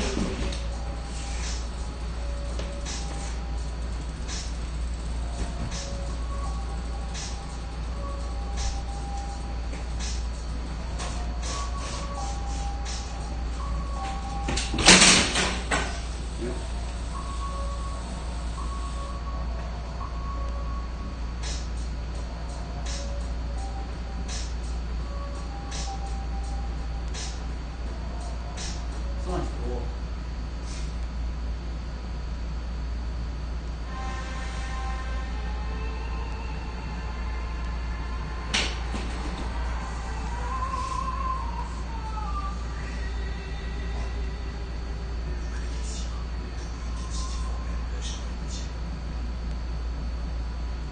The funky chickens. The funky chicken. Have you been learning that trick? I feel like that trick. I feel like the thing about that trick is like you have to have like a really good grip on your seat. And you have like, I think that's the most important part. Because like if you kind of like lose that grip, then like it's like hard to like keep in that balance point. It feels like. That's what I think of it. I don't know. I might be wrong with it.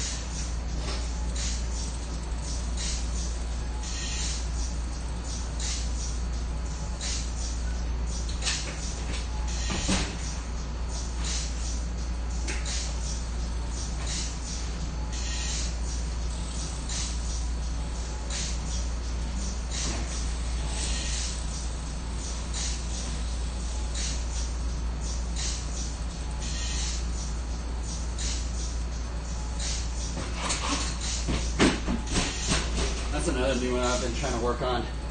Hang 5 to front yard no-hander.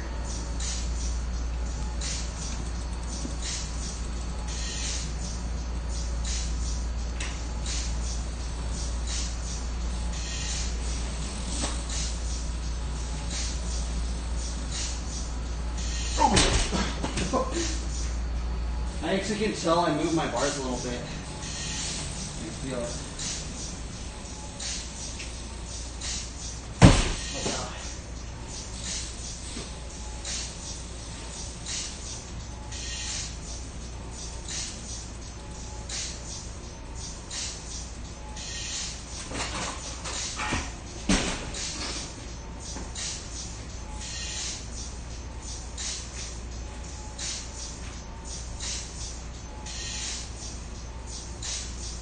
Oh god.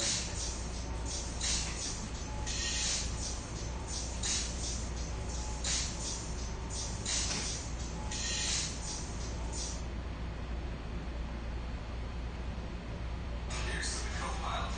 Wherever you're headed, Marathon is there because we're driven together. Yeah, that rhythm is weird, huh?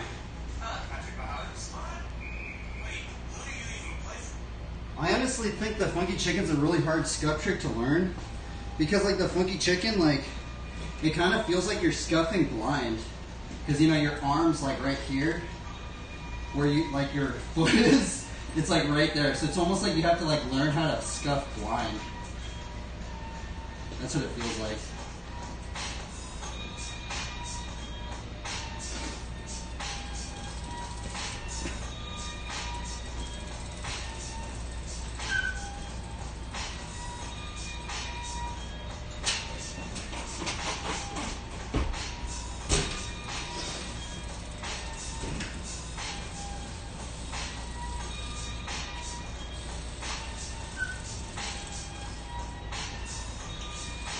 Yeah, I do this body burial right out. It's a good warm up.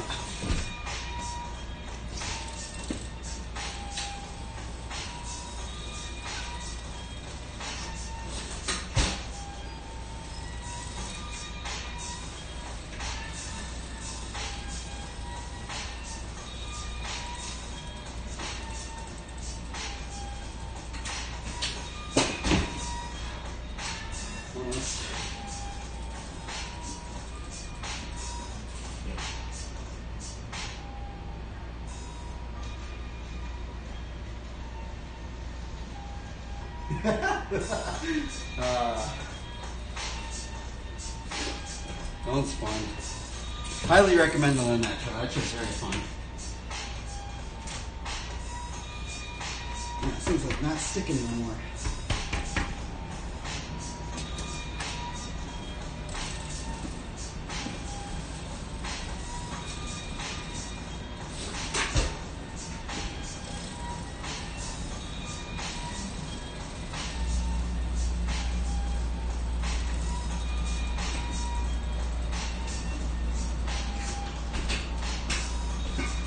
Oh my goodness.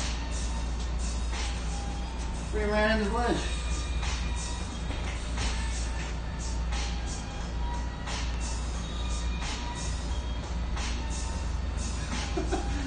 Oh, darn. These are having fun, right? That's the challenge of riding in the smallest spot. You run into things. Even though I would have landed it right there.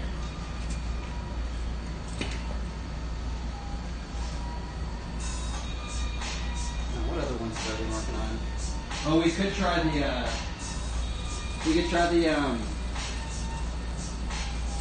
the tail tap, endo tail tap no-hander decade. I haven't landed that one yet.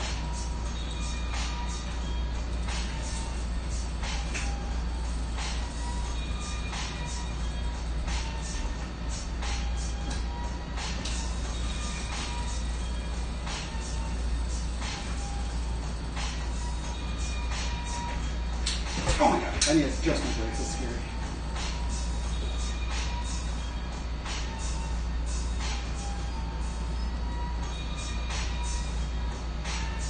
Brake adjustment. What about grandpa?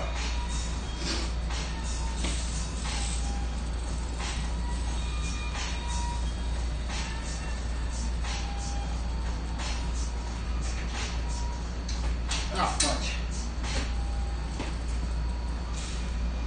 I say fudge a lot because of woodworking.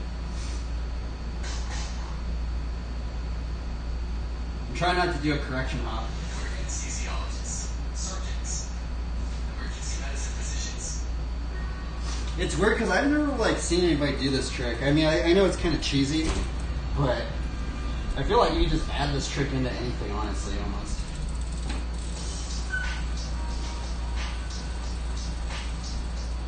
You got good at it.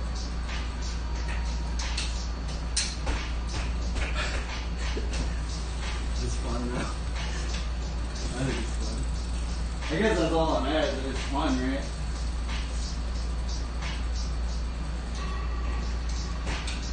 Ah, fudge. I don't want to do a hop.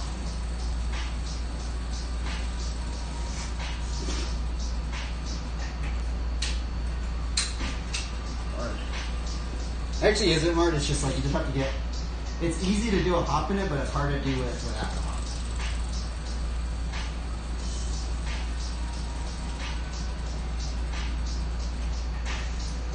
Ah. Alright, we're moving on. I thought I was gonna do that trick. I guess not.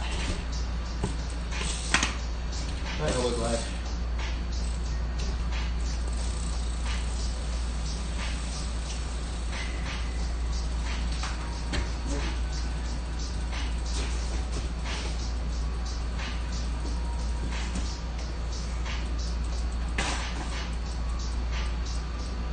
I've been trying to do elbow glide to steamroller to make circle steamroller. That'd be cool.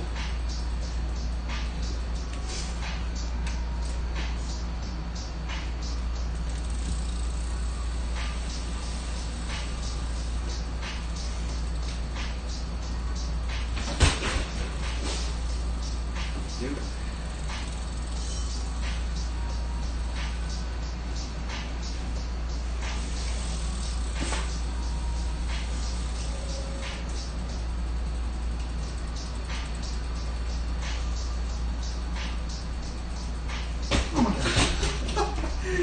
Oh man.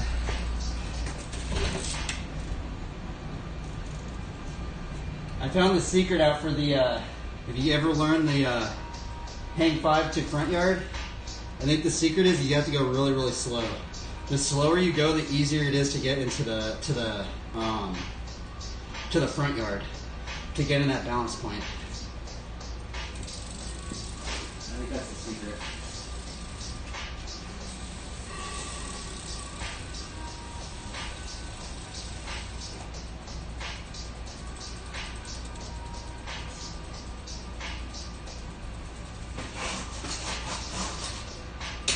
Fudge.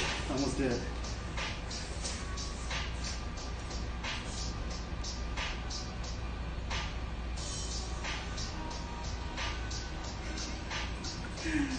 I can't land anything, bro.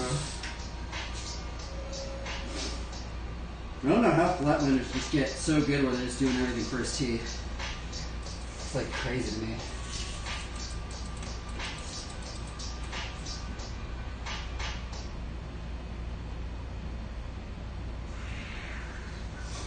We turn your roofing nightmares do it. into dreams come true. Our metal roofing panels are recyclable.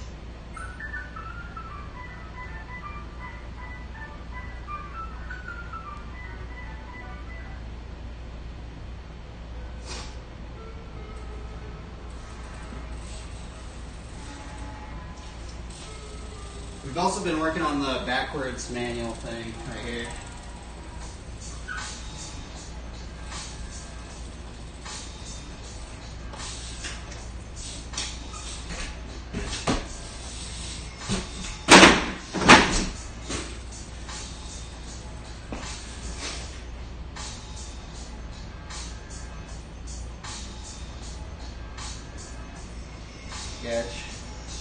Sketch Nation.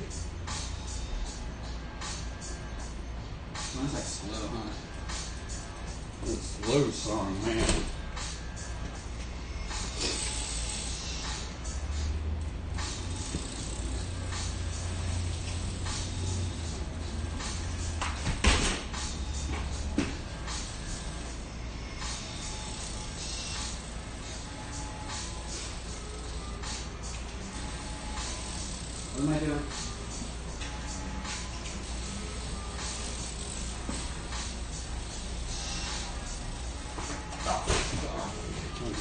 anything. I'm trying not to do a gerator, by the way. I have yet to do one gerator day, so I'm kind of stoked. But because I'm not doing a gerator, I can't land it.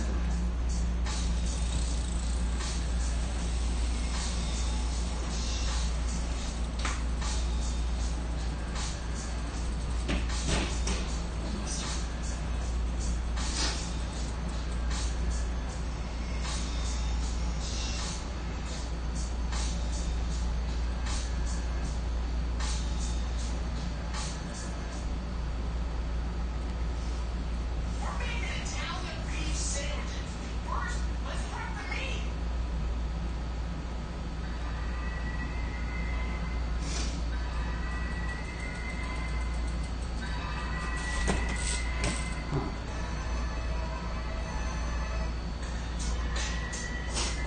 Ooh, maybe we could try an upside down tail up. See what you want of those, I guess. Yeah, that's not a gerator, so.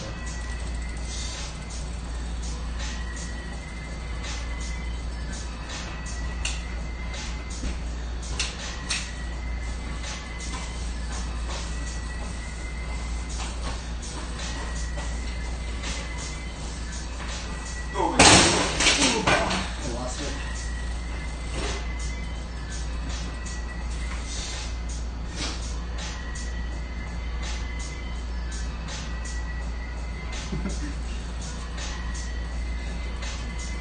Lost that one.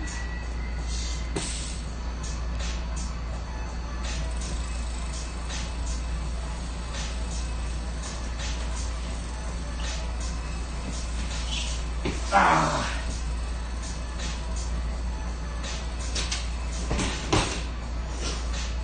Can't let anything. You get to see me fail over and over and over again. I wonder if other flatland riders are like this, right? Because it's weird, because on Instagram you just see everybody landing everything. I'm just like, are there sessions like this? I don't know, man. Or am I just like not? Can I just not land anything? Or?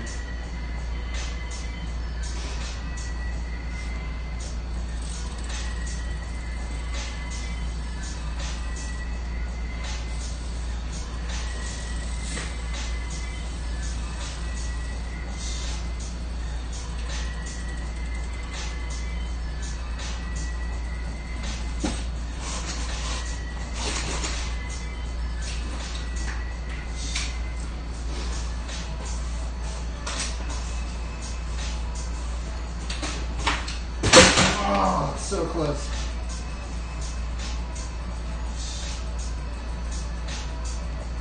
That was my first gerator of the day.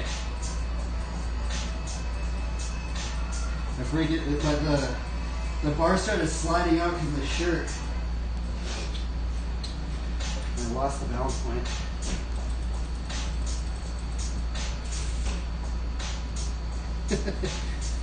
Oh, God. This is fun. That was close. Sketchy, but close. That's cool. What about flat turn down? Flat turn down to Undertaker.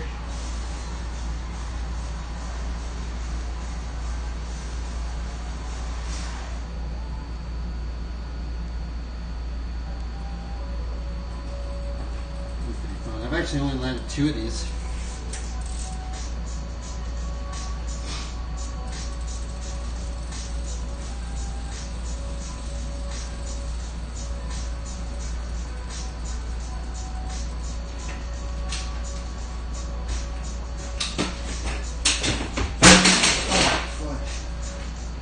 That was close.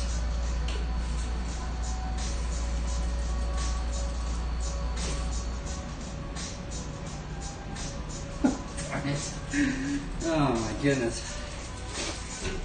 That was so close.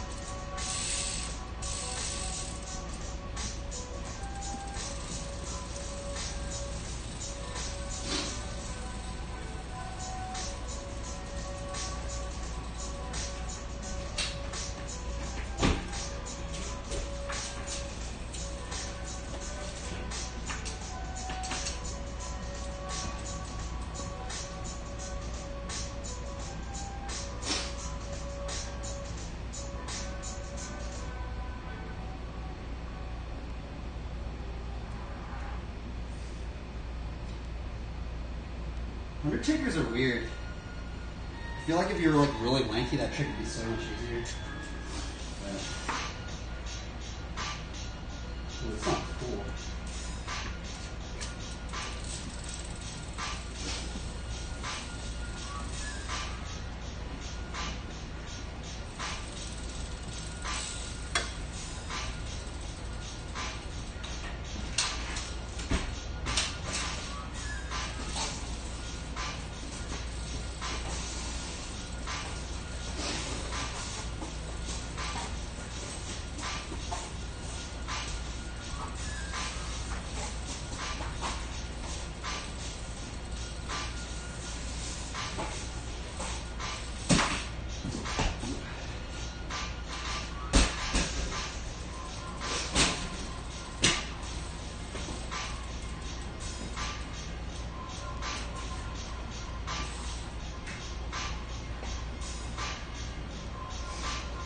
kind of feel like if I was on any competitive level, I'd have to learn how to pump. The thing is, I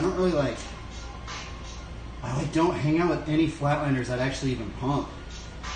And it's like I've learned from all these old school flatland how-to videos, right? The only two tricks I know how to pump are like kind of like peg wheelies now and like the steamroller, but I'm still really bad at it. I'm sure if I was hanging out with like if I was literally hanging out with flatlanders like that were more into pumping than scuffing, I probably would have started pumping before I started scuffing. But I learned from these old school how-to videos. So I don't know. Some people said it's good to learn how to scuff in the beginning, but I don't know.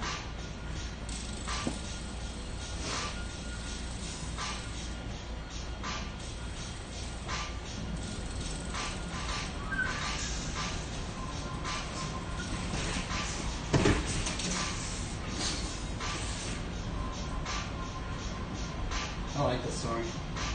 It's like simple.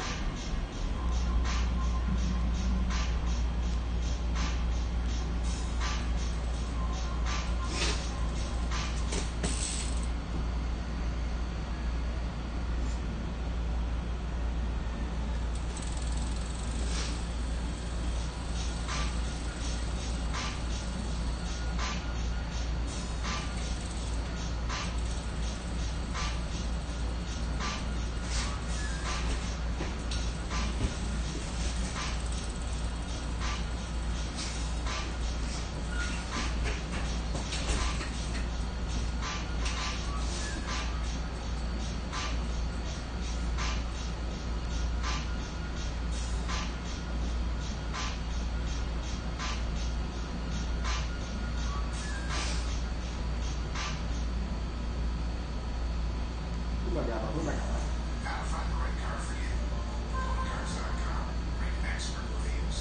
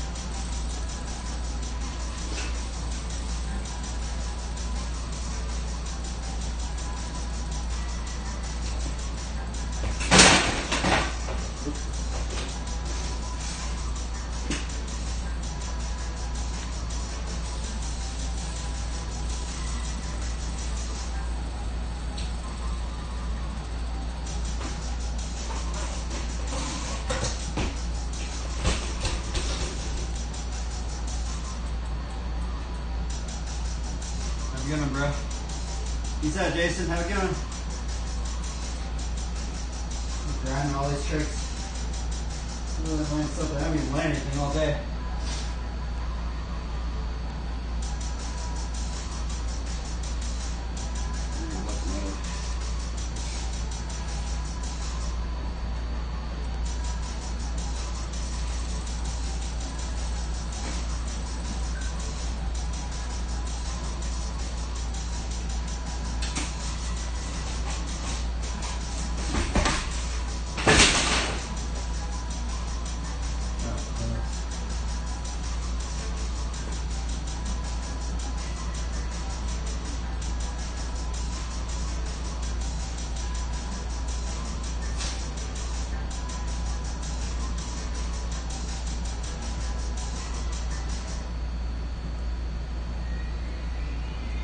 close looking move right there.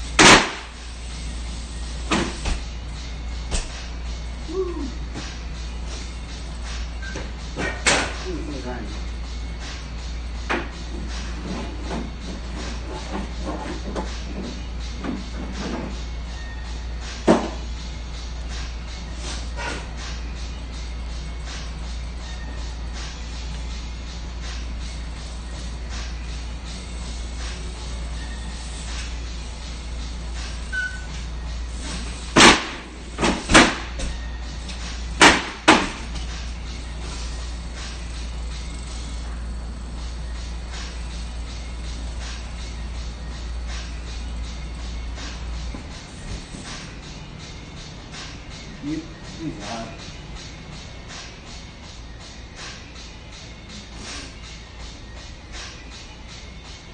Hey, what's this song?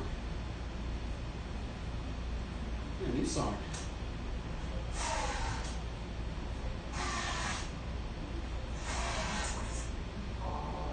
New song. New song.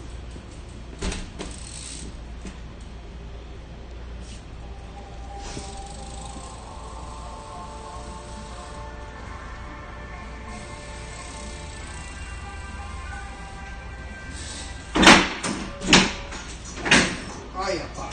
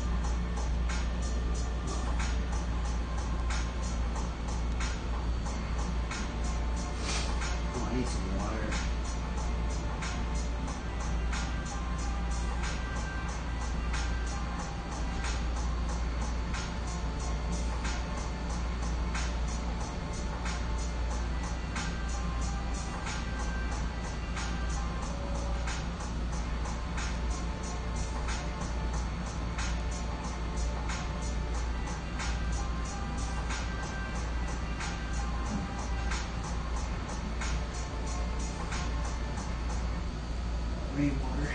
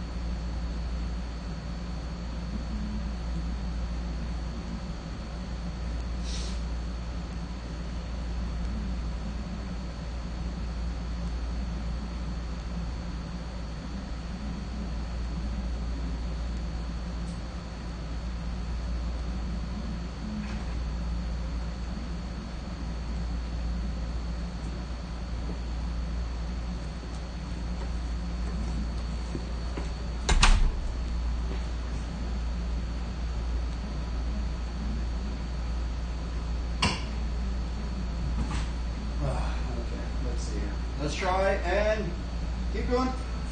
Fireworks.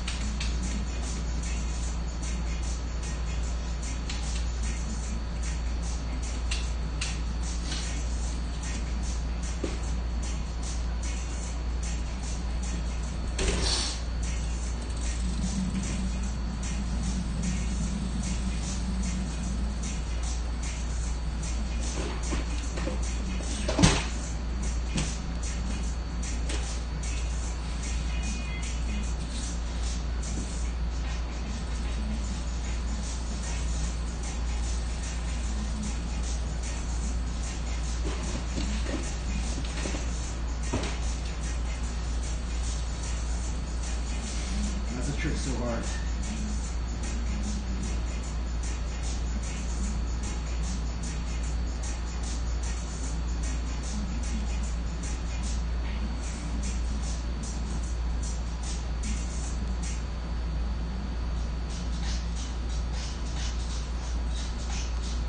Let's do it.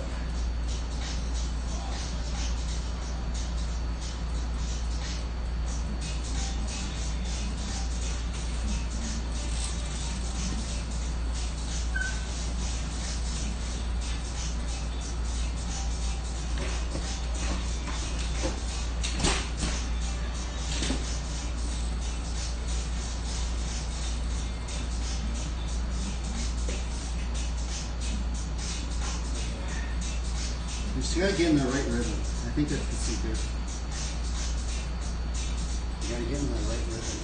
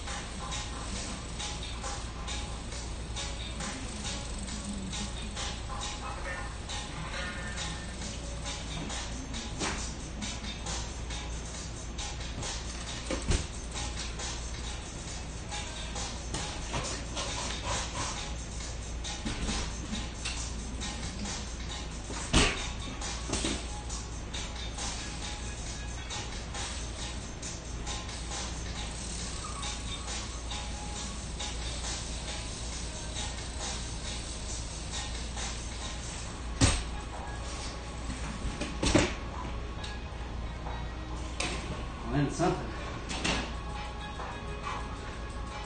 That was sketchy.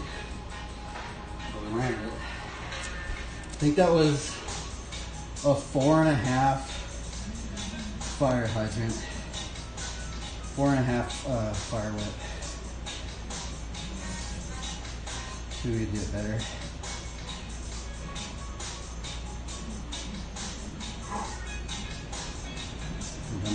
time. Well, I guess no, I've been getting close. It's just I haven't been getting past 3 in a long time.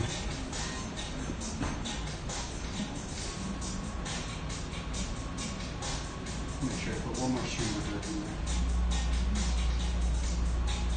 See if we can beat that. I feel like you just gotta get in that rhythm. You gotta get in that tempo.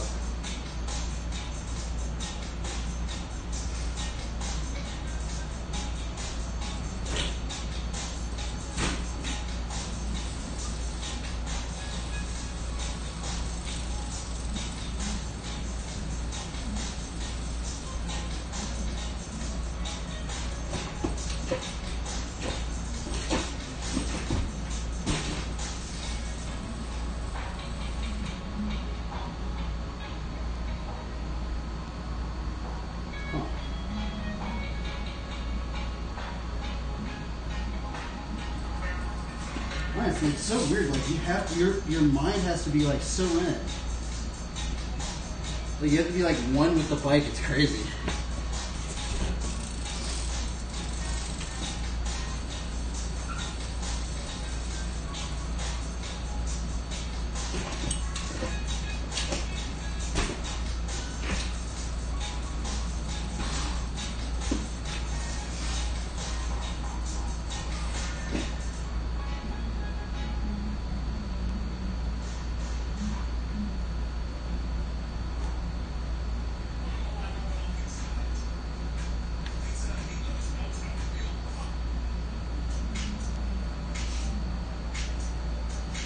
No, it's one more reggae music.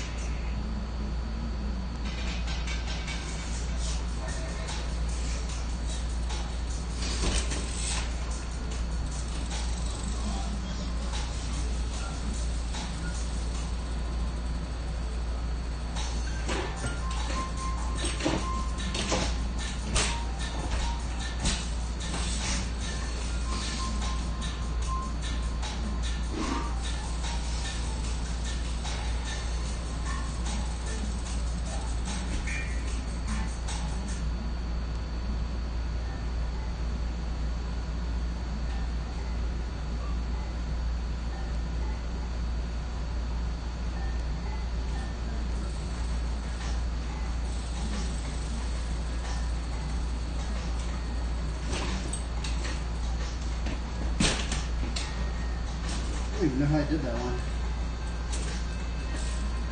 Oh, I just did a 5. I'm gonna do a double now.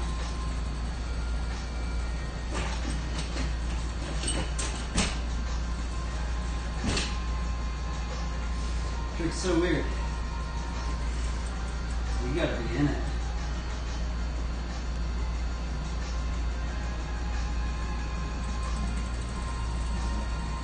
Maybe that's just how that trick is. Like, you gotta put all your energy into it or something. That's gnarly.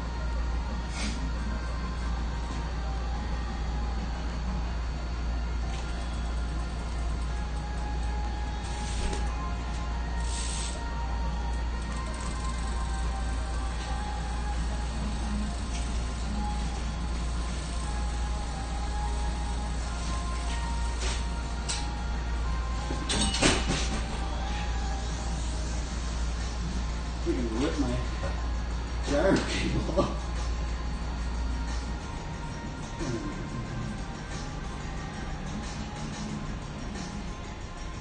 I gotta get some more tape real quick.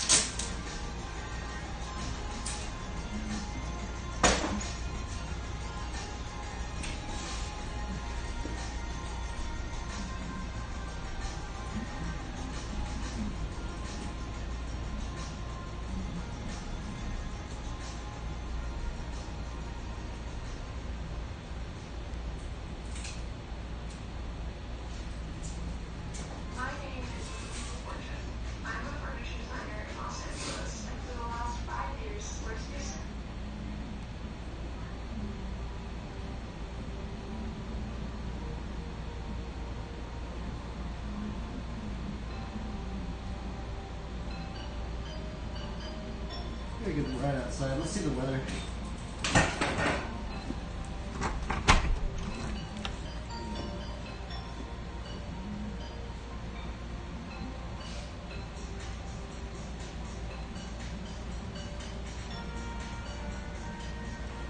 Perfect time to go right out.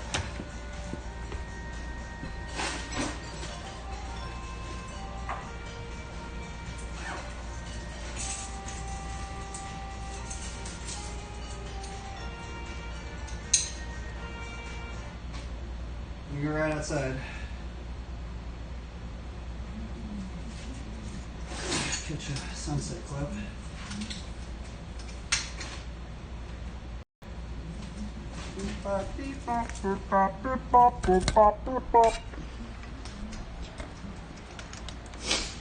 Hello. Greetings, traveler. Welcome. Welcome, travelers, to riding bikes and Bible study, where we read the Bible. We study the scriptures. The wicked flee, though no one pursue, but the righteous are as bold as a lion.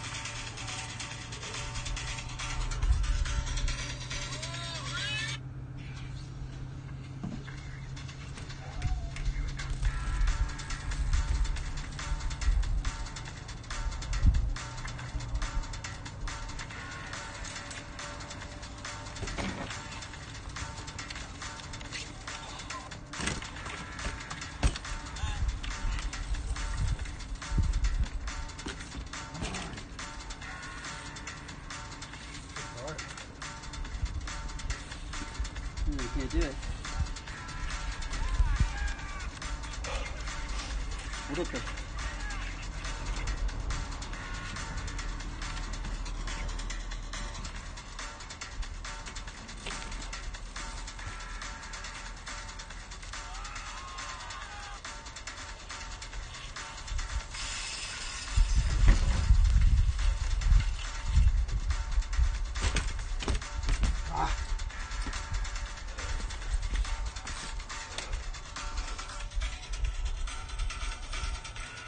That's not gonna work. It's good in the moment, but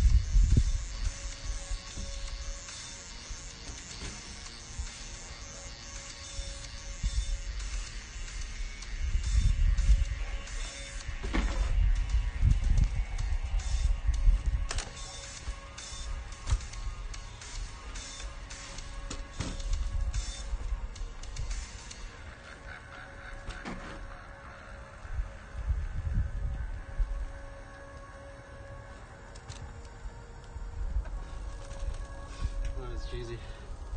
It's fun.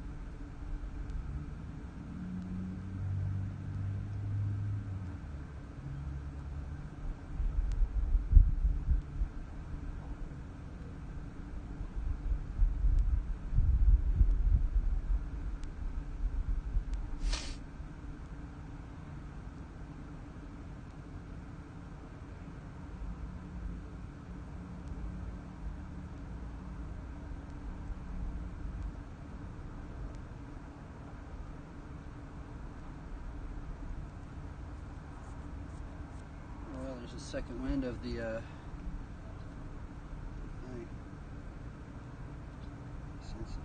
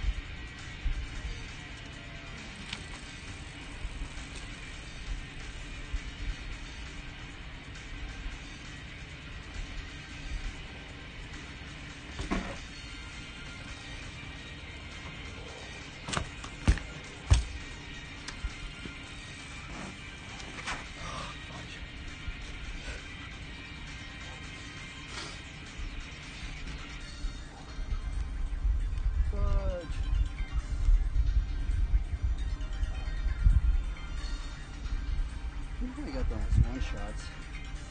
Over time, I got some gnarly shots.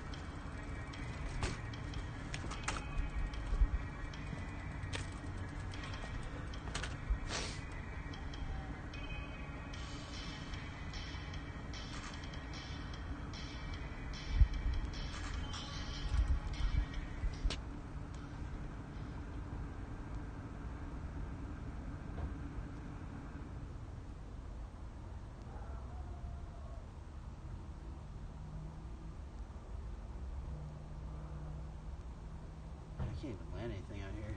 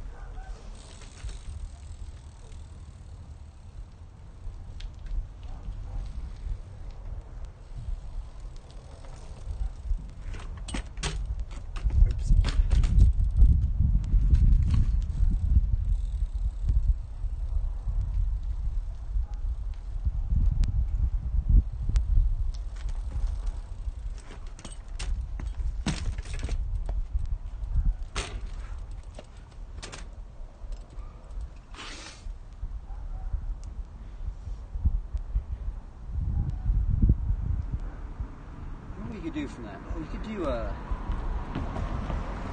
foot jam whip, tail tap, ET.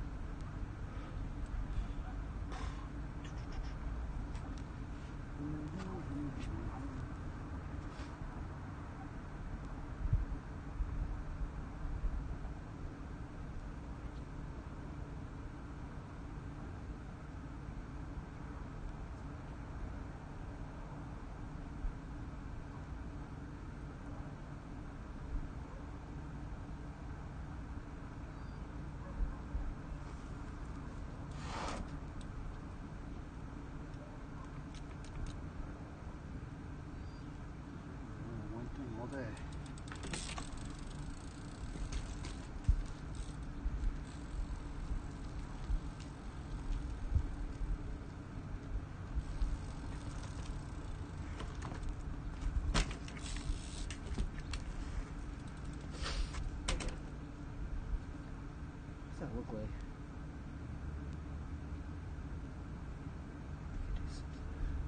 You do a lot of combos from that. Tail tab, you go into like a Vader no-hander. That'd be cool. Foot jam web. Foot jam web.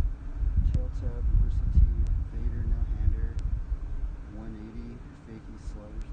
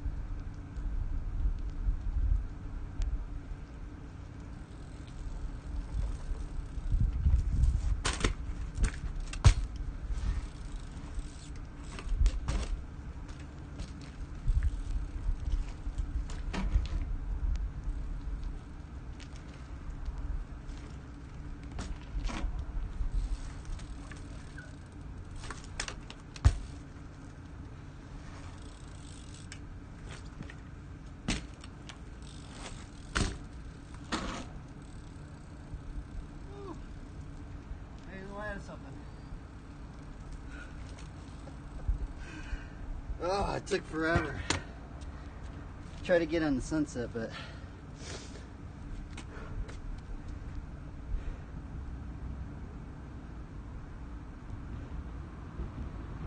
okay. At least we got 2 clips today.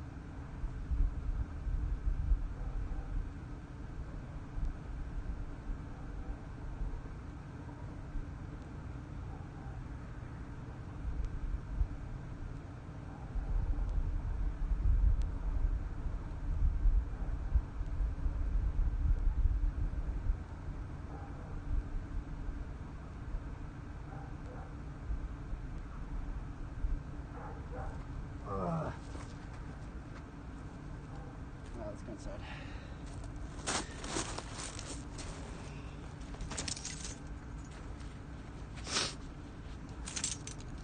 I guess we'll just end the stream right here. Yeah.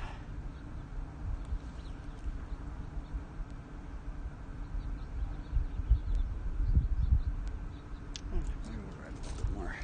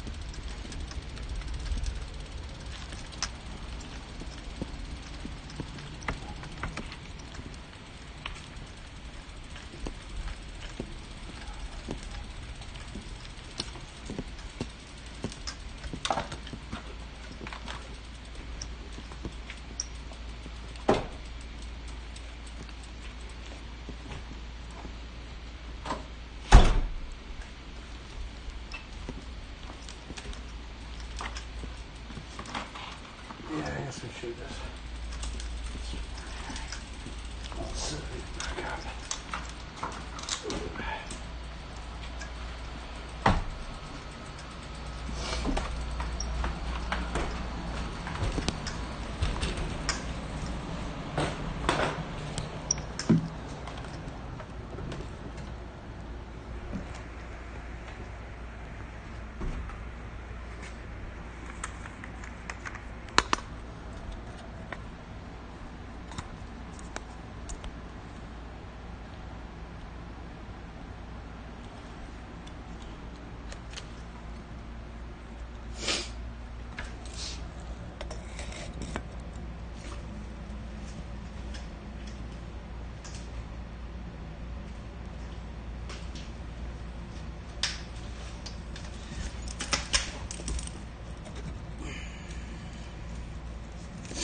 Doot, doot, doot, doot, doot. Let's see here.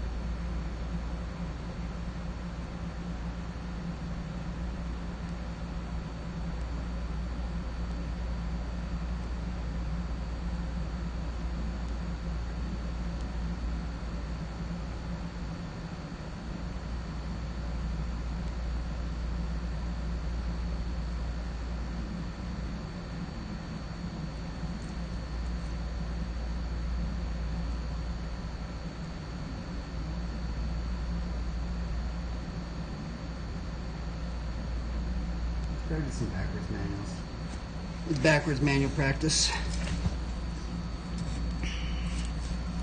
Backwards manual practice.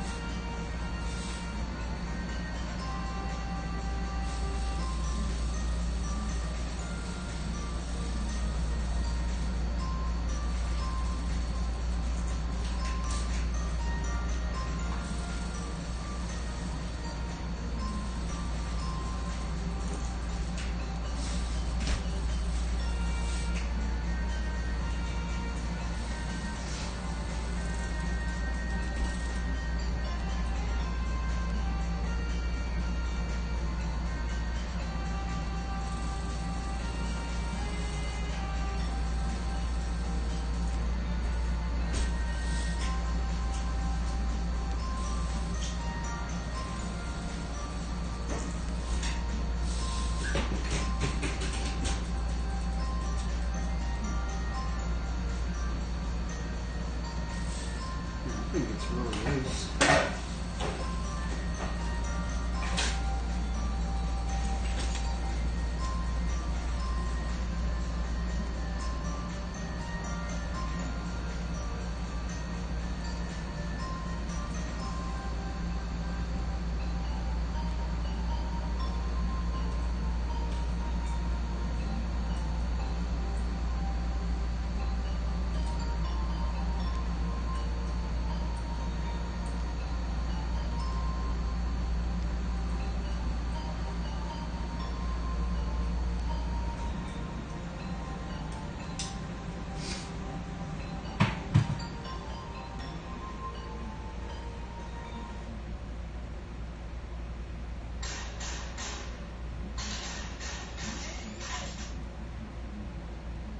You are entering the Doritos dimension. Savor the tongue. Looking to find your healthy? It's all here at the Sprouts Farmers Market Organic Sales.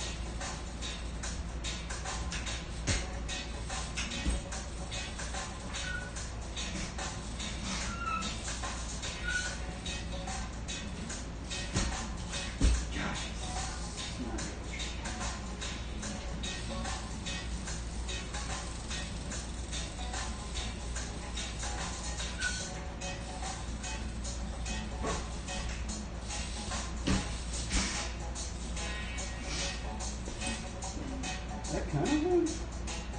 I don't know, that was one kind.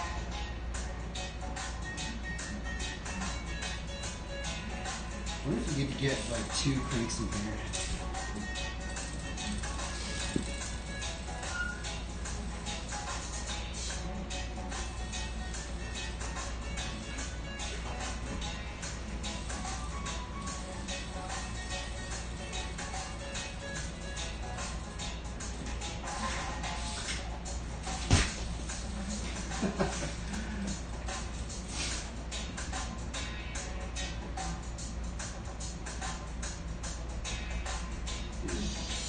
I'm bad at that.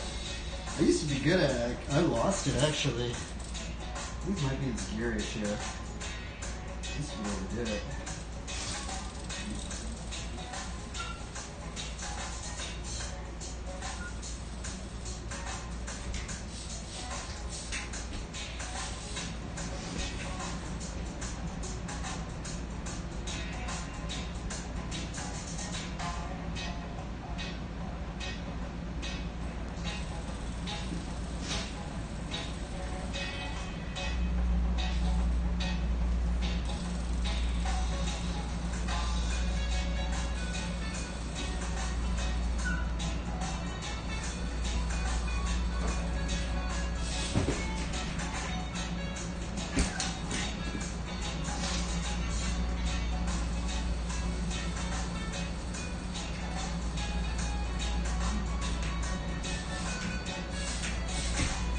Well, Joe was there right there.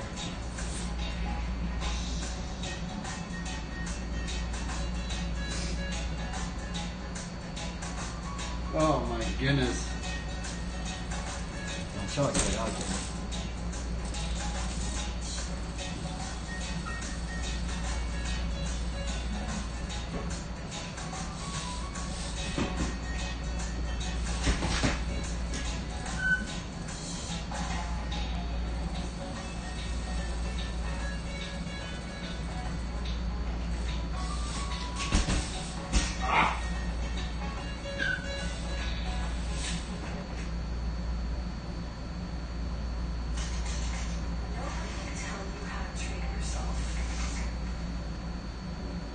crazy if you just did a perpetual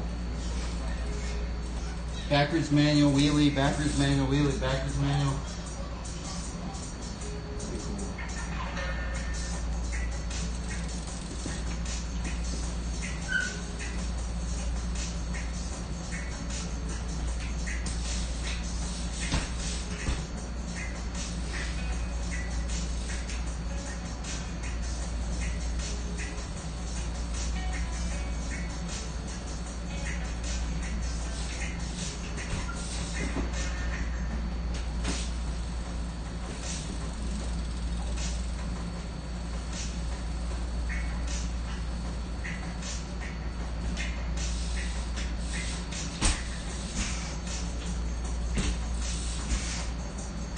Kind of it.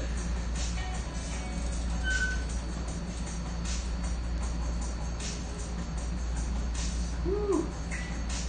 Alrighty.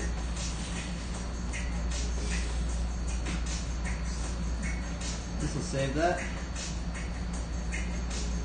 So you can do a two cranker in here.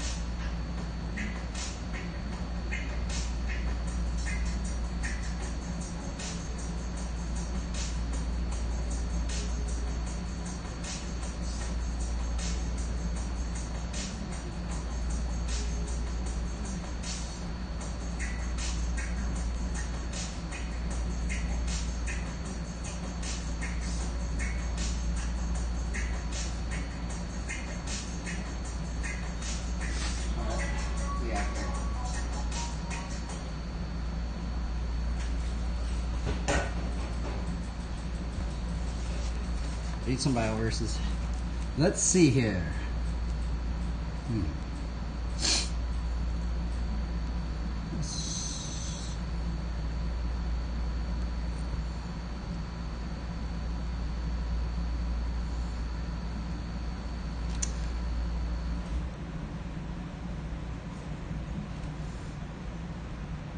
Create in me a clean heart, O God, and renew a right spirit within me. Cast not away from your presence, and take not your Holy Spirit from me. Restore to me my joy of your salvation, and uphold me with a willing spirit. Then I will teach transgressors your ways, and sinners will return to you.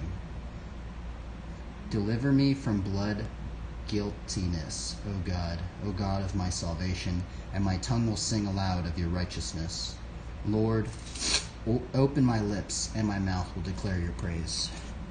Wow, I need to underline these ones.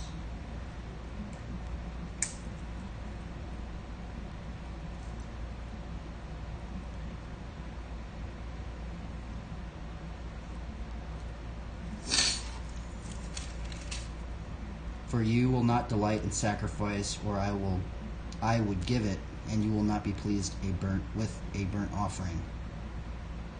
The sacrifices of God are a broken spirit, a broken and contrite heart, O God, you will not despise. Do good to Zion in your good pleasure. Build up the walls of Jerusalem. Then will you delight in right sacrifices, and burnt offerings, and whole burnt offerings. Then bulls will be offered on your altar. And fear shall laugh at him, saying, See the man who would not make God his refuge, but trusted in the abundance of his riches, and sought refuge in his own destruction. But I am like a green olive tree in the house of God. I trust in the steadfast love of God forever and ever. I will thank you forever, because you have done it. I will wait for your name, for it is good in the presence of the godly. Psalms 51, verse 10 through... Oops, I actually went from 10 to 18, and I also read 7 to 9 of 52. Interesting. Alrighty, well, everybody, have a good one. We out of here. Oh man, these things are weird. We out of here. Farewell, everybody. Another day.